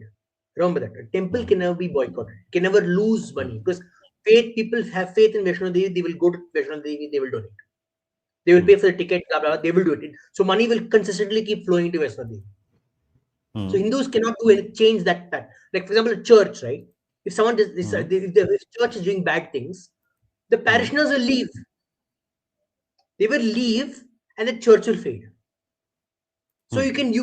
that's what's happening in the US right now. The number of churches in the US are dropping. Europe, same thing happened. Europe is devoid of churches because people just left. They're like, I can't tolerate this church anymore. I'm leaving. So they lost the money. The political power went away. Right? The church power Hmm. went away there. In India, you can't Hmm. do that. The temple is a static location. And bhakti is with Hmm. the temple, not with the organ, not with the pastor. The bhakti is not with the priest, chief priest. It's with the Bhagwan. The chief priest is just the service of the person who serves the Bhagwan, the dasa of the Hmm. Bhagwan, right? But your bhakti is for the Bhagwan, not for the priest. But in the other system, the Maulvi and the priest can have consequences if they don't do what they are supposed to do. Here it's not there. There's no concept. So what they have smartly realized is that communists and other people out there, these places are static. Money will keep coming no matter what we do. No matter what we do, money will keep coming because bhakti is not going to change. People have bhakti in it. Okay, just Hmm. keep taking the money. This is what Hmm. happening in Vaishno Devi. They've captured Vaishno Devi literally. They captured the assets of the Bhagavan. And you can't. And Hindus can't liberate it just by not going there or not donating because No, no, it is. I am not saying that. I am saying that just be politically and communally aware enough for Hindus to understand that if the other community can use their own money for their own good, why Hindus cannot are unable to do this? Because the state has captured the stuff. See, there's a problem. No, you've created such a way the state can capture the static object, the static place. They captured it. So what can you do? Even if you're aware, what can you do? Can you unelect bureaucrats? You can't. They've No, captured the place. that problem that State is problem needs useful. to be solved by wait. That problem need to be solved by the Hindu society, and politicians and everybody else is part of the society. They are not they're not dropped from Mars or Venus. No, but at some point, no, if you're 99% Hindu society, it's possible. Problem is, Hmm. so strategically people have located themselves in these places. There are certain Hmm. groups who have strategically put themselves in certain places of power, where even if you're Hmm. aware, you cannot change that location.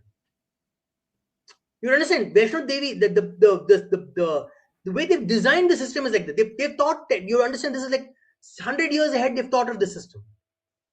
Hmm. You look at all the cities, the center parts of the cities. Who has taken up center part of all the cities? The most valuable land. Who sits there? Every city. I noticed every single city in India. They're right in the center of every city. Most valuable land, thoroughfare. They own it. KR Market in Bangalore, Dharavi Hmm. in Bombay, what do you call it? Delhi, they center of the city. And all major cities, they have the center of the city. How do they get the center of the city? They're supposed to be the poorest people in the country, right? How do they have the center of the most Hmm. valuable land in the city?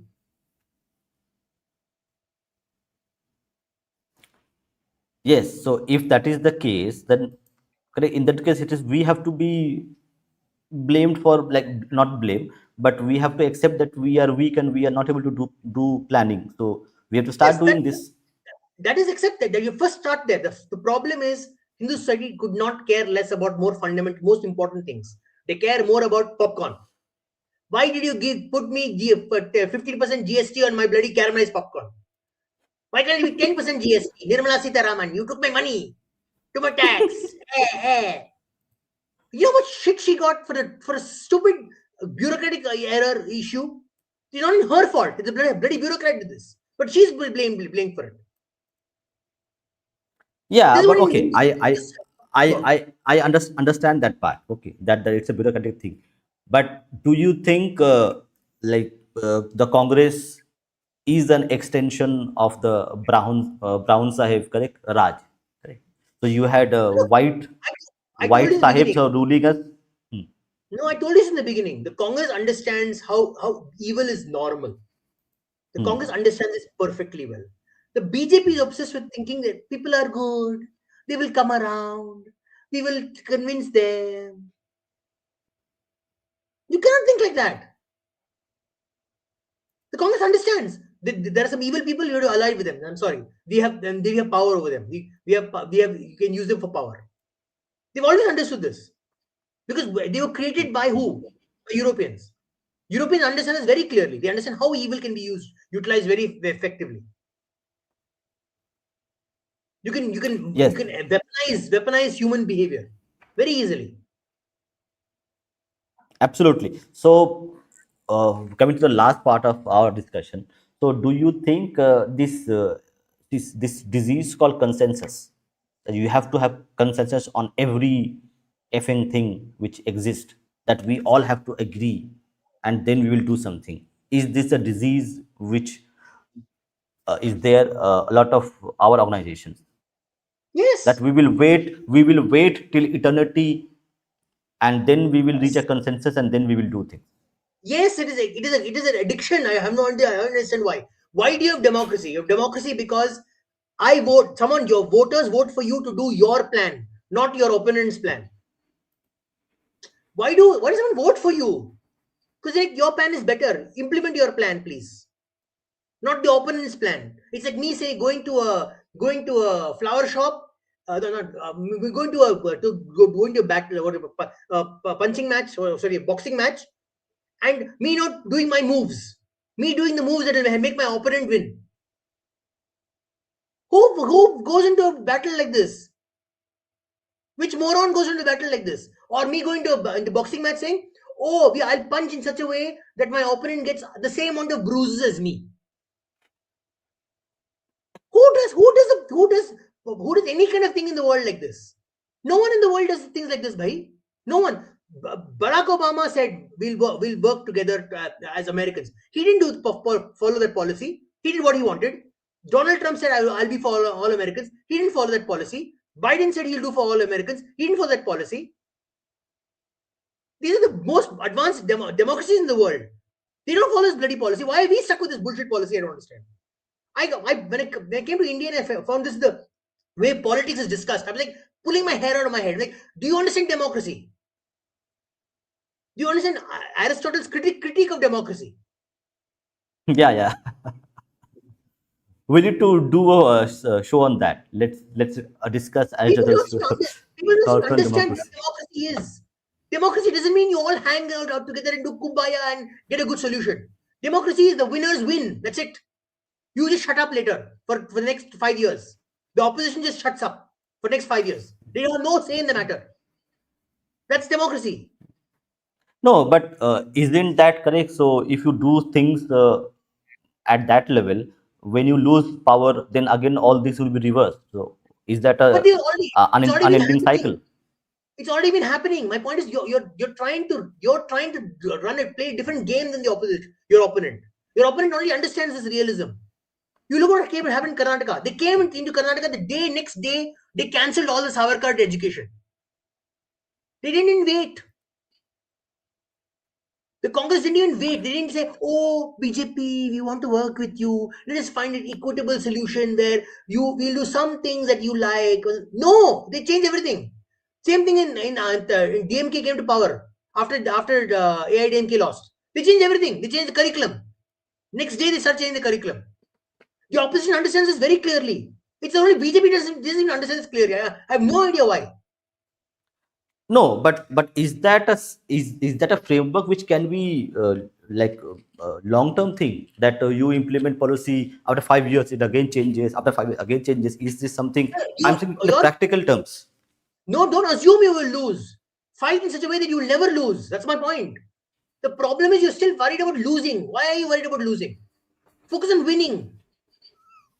If you're already thinking that you lose and you work like as you're going to lose, why will you do anything? Okay, now actually to support your argument, correct? Support your argument I'll give right you example. now. It's like me going to Correct. going to going to an examination, thinking, "Oh, I'm Hmm. going to fail. Why study, man? I'm going to fail." No. Why study? Why should I do extra 1 hour study? I'm going to fail. It's like that. Yeah, so actually to support your argument, let me give an example, correct? So for 6 decades you had de facto rule by Brown Sahib. Okay, the same British bureaucracy, the same British policies, the same thing was as it is, correct. And as you mentioned, correct, after independence, all the valuable land was owned by church, and British did it strategically, thinking this is how it should be.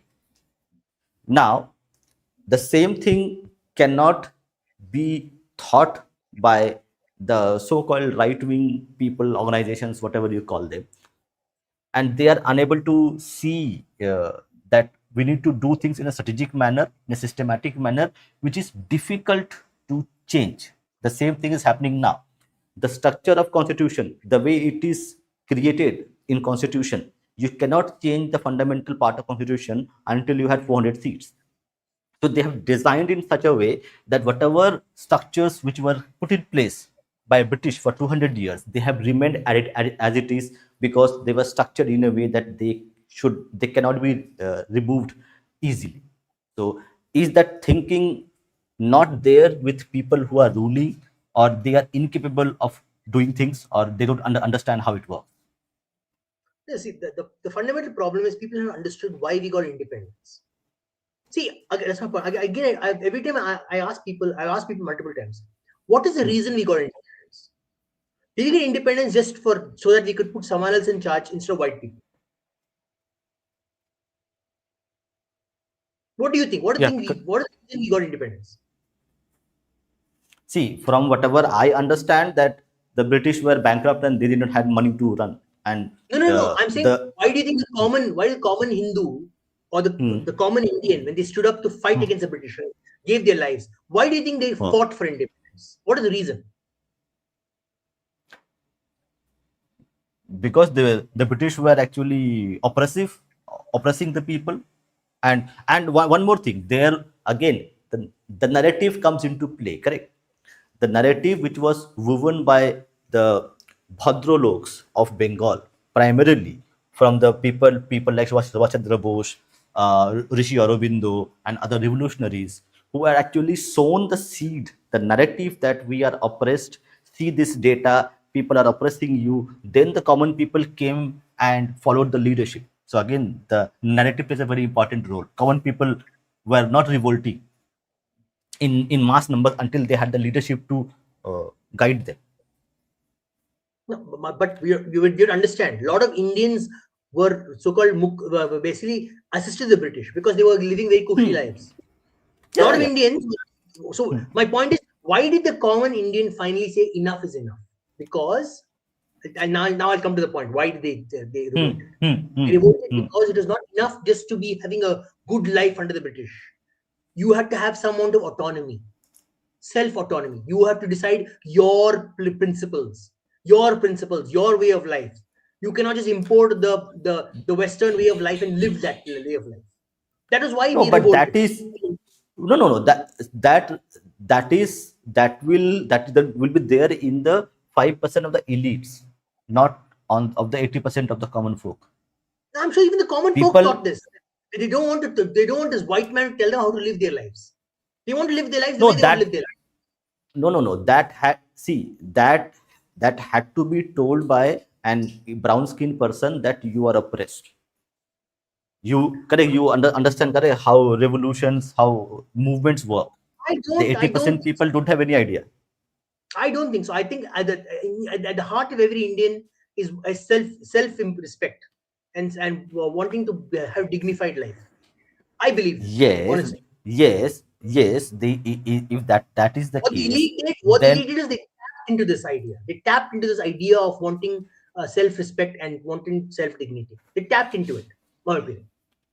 see, take an example. Correct. If you did not had the Bhadralok who built the narrative that British are bad, would you still have the kind of movement that you would have, only driven by common people? Yes, I think they Remove the would have. elites. I think because historically had such revolts regularly. Yeah, it wouldn't have been big and wouldn't have been countrywide, but it would have kept happening at small levels, non-stop. It would have kept happening. Yeah, but that would be correct, diminished by the British people themselves, and they were doing correct, because greater narrative was built by the elite so that it percolated into the common masses. You I am agreeing. I'm agreeing with you there. But my point, my more fundamental point was, I'm talking about why I'm so particular about this idea of not understanding what comes with power. Because while the elites taught you that you have to push the British back, they didn't tell the population that you have to start building your own structures. They don't take from the person who's left. Instead of telling you have to have self-respect enough to build your own structures, they're like, no, no, now I will replace these British people. That's what the elites did. They said, okay, okay, now not enough that you are now I'll be part of this group that's controlling you. Which is where we stopped. We stopped growing at that point. The next step was let us work together to create a structure that we all can work under. That is not British. let You can me keep give you a you can keep very let yeah. let me give you a very good example. Correct. So if you see how the Israelis actually fight the terrorist groups across the West Asian region, correct, from Hezbollah to Hamas to Al Fateh to Islamic Jihad, correct. So they would eliminate the leadership step by step, and the common cadres would actually disintegrate. Now we see, because the top leadership, the middle leadership of Hezbollah was eliminated, Hezbollah is the diminished force. It's not a eliminated force, but a diminished force. So we Hindus have to realize that we are in a perpetual war. Okay? And until you make the sacrifice, you are not going to get what you want. The British eliminated the leadership which was there pre-independence and replaced that leadership with their own brown sahibs, and they continued the legacy of British Empire, So, but we and accepted Americans those replaced it. but we accepted those brown sahibs. That's my point. We still No, accept those no, brown sahibs. Problem. they it will always happen because 80% of the common masses will only follow instructions. They will not build their own instructions. That's how the society works. Yes, The but elites that's who make that's or the point. break. That is my point. My point is the right elite will. You're right, absolutely right. The right elite will make or break society. And my point is we need a better quality, better class of elite. I won't even call Do most does of the people. Yeah, sorry, does Hindu sorry. society right? Yeah, does Hindu society right now has that kind of elites who can guide the Hindus in the right direction? I think there are a lot of people. This generation, especially, I'm really impressed by the number of people who are coming up with good ideas, with interesting ideas about how to build society. And it's happening now. I'm telling you, I've observed in Indian politics, even not very much when I was younger, but after around 20 years old, I've been observing Indian politics. And the unique thing of today is that we have some unique, really good quality young leaders with clarity of vision, right? But the point is fundamentally, you have to first thing about democracy. People need to understand what democracy is first. That when you gain power, you implement everything that you need to implement. Do not worry about consensus because the other side is not going to worry about consensus. The Naxals they didn't go and ask the political leaders of the region in Bastar, oh, can we have consensus before they shot them to death, right? It's not going to happen. Your enemy is never going to have consensus with you. You got to deal with the situation that you have right now. You can give some amount of grace to people who are willing to step forward, but if they're not willing to step forward, you crush your opponent like melons. Okay, okay. Last point of our discussion, which is going to be very important and pertinent. Let me give you a bit of data point. Correct. So the minority vote, which is quite consolidated in many regions and many states, they vote for a Namazbadi party in one region. They vote for a Congress party in one region. They vote for another party in that region. Correct. So this political awareness of the minority vote, compare this with the Hindu vote. So the our voting pattern is a problem, or is it something which is okay? Nothing to do about it. What we are. They have they So have no they have no political mhm. awareness.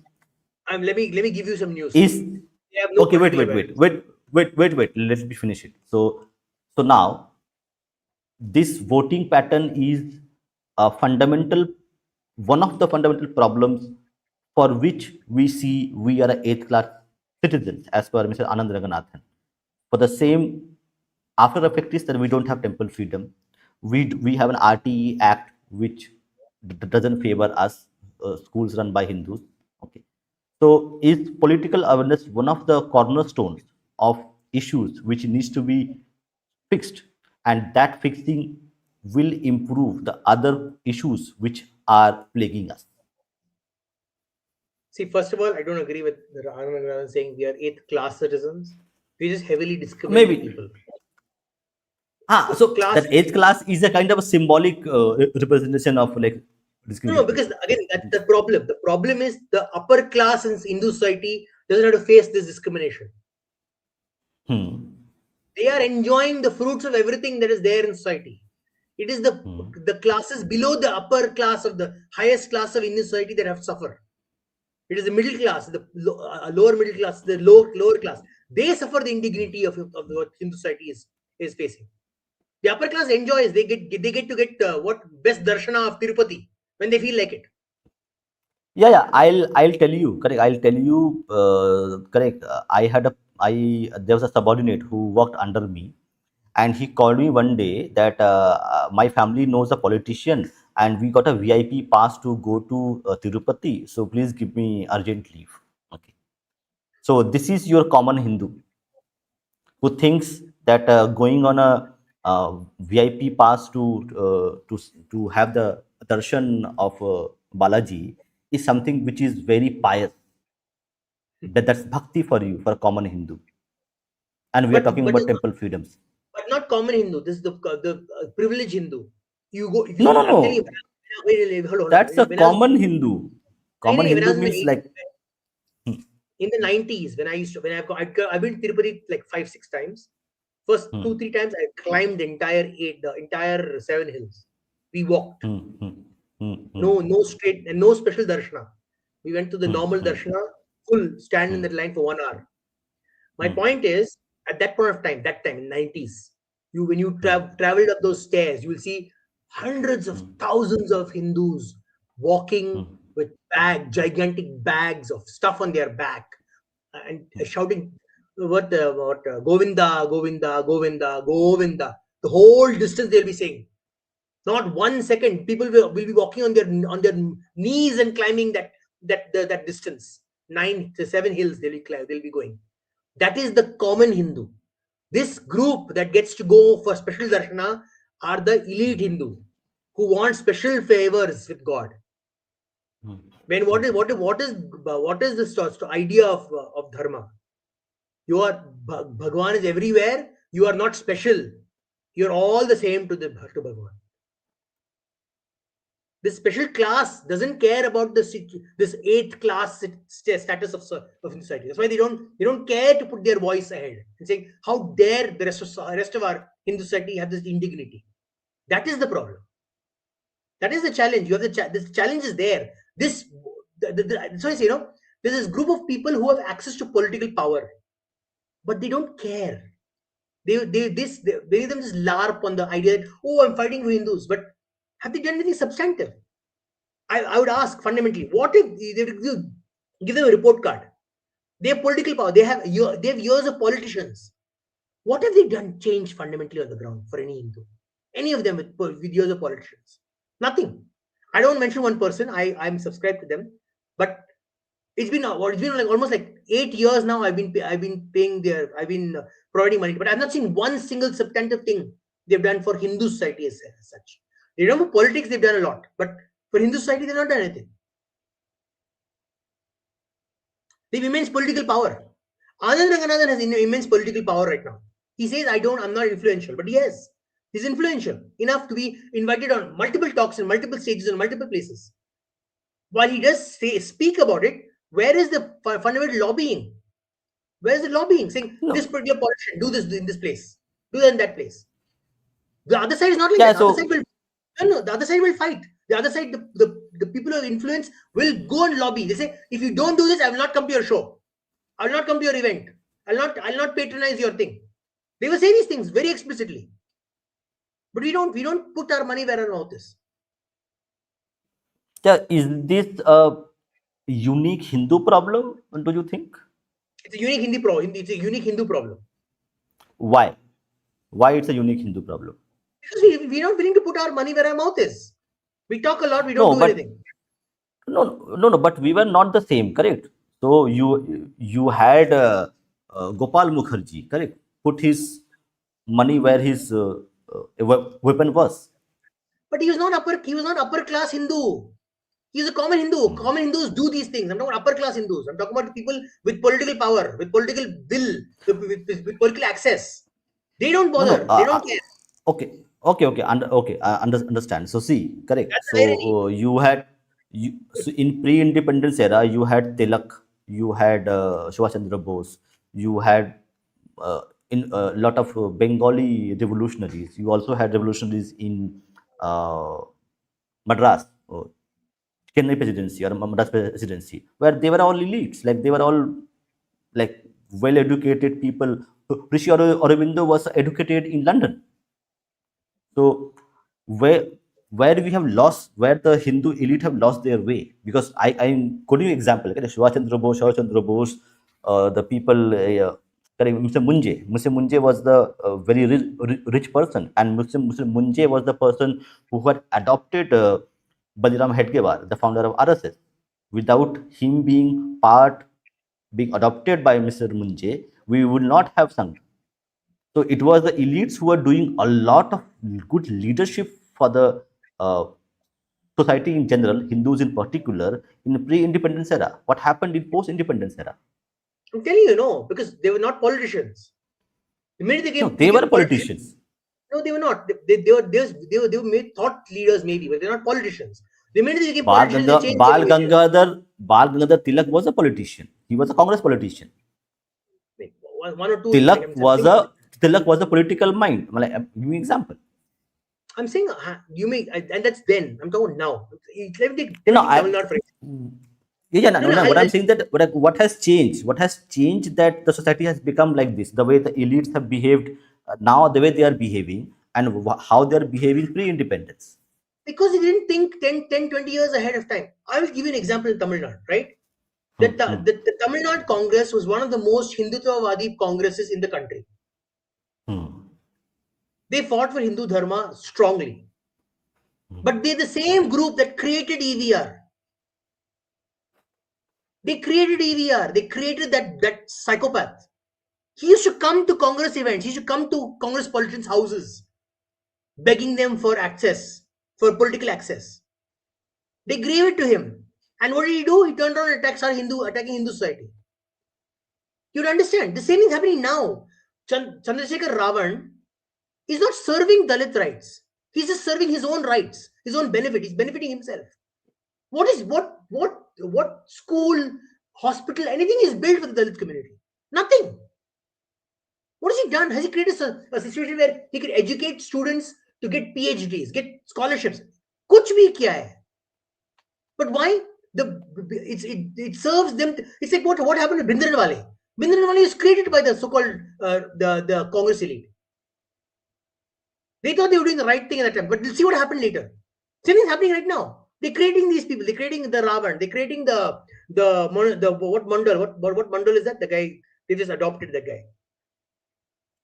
Jogan Mandal, Not Jogan Jagan Mandal. Mandal. The recent one. Now only they recently Acha, acha, found acha, Dilip Mandal. Philip Mandal. They adopted it. But why? Because they want like, oh, we will capture this vote. But what are you sacrificing in return? Are you doing anything for the Hindu Dalit community? Are you improving their self-confidence? No, you're not. You're letting this guy infect they're destroying their self-confidence. Saying, no, you'll always be treated like this by everyone. Everyone will treat you badly. No, you want to build self-confidence. They build your institutions. Get self-confidence. Build your own your schools, your colleges. So you're proud of creation or something. That they don't do. They want to make it's a political framing. Like this is my enemy. This enemy is fighting the enemy, and then we are winning elections.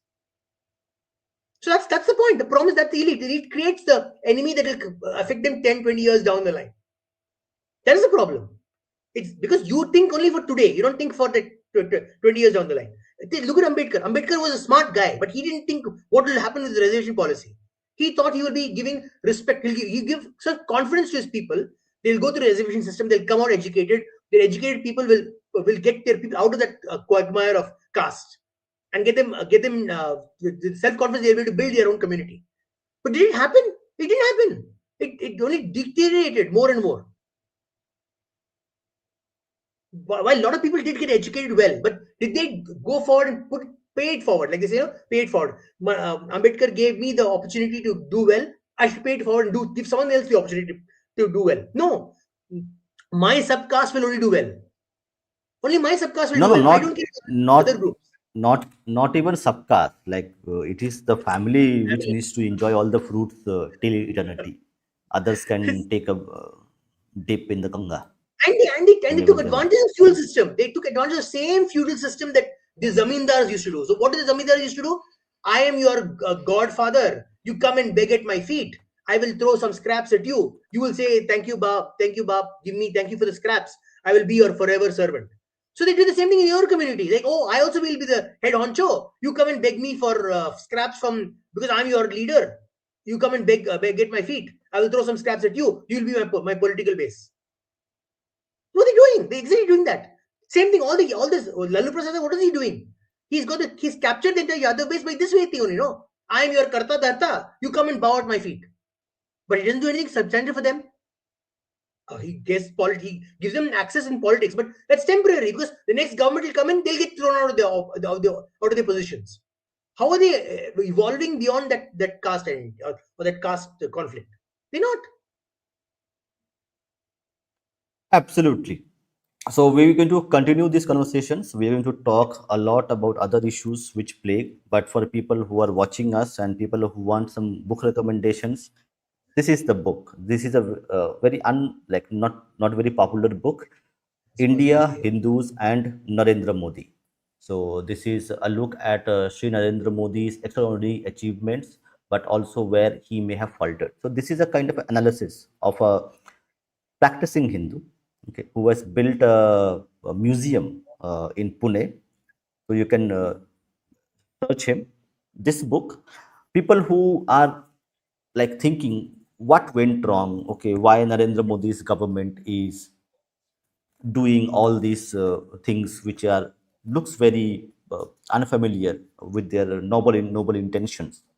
So politics is not a very easy game. It's not an It's easy not. thing to do. So to understand a little bit more about politics of BJP, read read this book, and you might have a bit of answers, not the whole answer, but part of the answer, what's going on and what has good has happened, what's bad has happened. From our platform, we are not going to promote anybody. We are going to only promote dharma and what is good for Hindus. So Yeah. a balanced understanding of politics is very important. Political awareness is very important for us Hindus to rectify a lot of issues, a lot of bad things which us with us, and we have to improve them. We have to negate the bad things, focus on the good things, and make a strategic choice today, starting with political awareness, starting with the way you vote. Your vote is the most common denominator which you can use to actually impact your life, your current position, your future position, and the future generations who are going to live there. So vote very carefully, mindfully, strategically, so that the greater Hindu society is in a good place rather than being very reactive about what's happening today. So thank you everybody, and we are going to continue this conversation. So we're going to cover a bit of more topics, and we're also going to open up this debate to other people as well in coming weeks. So see you. Thank you, Anand. Jai Shri Thank Ram. you. Vande Mataram. Jai Shri Ram. Vande Mataram.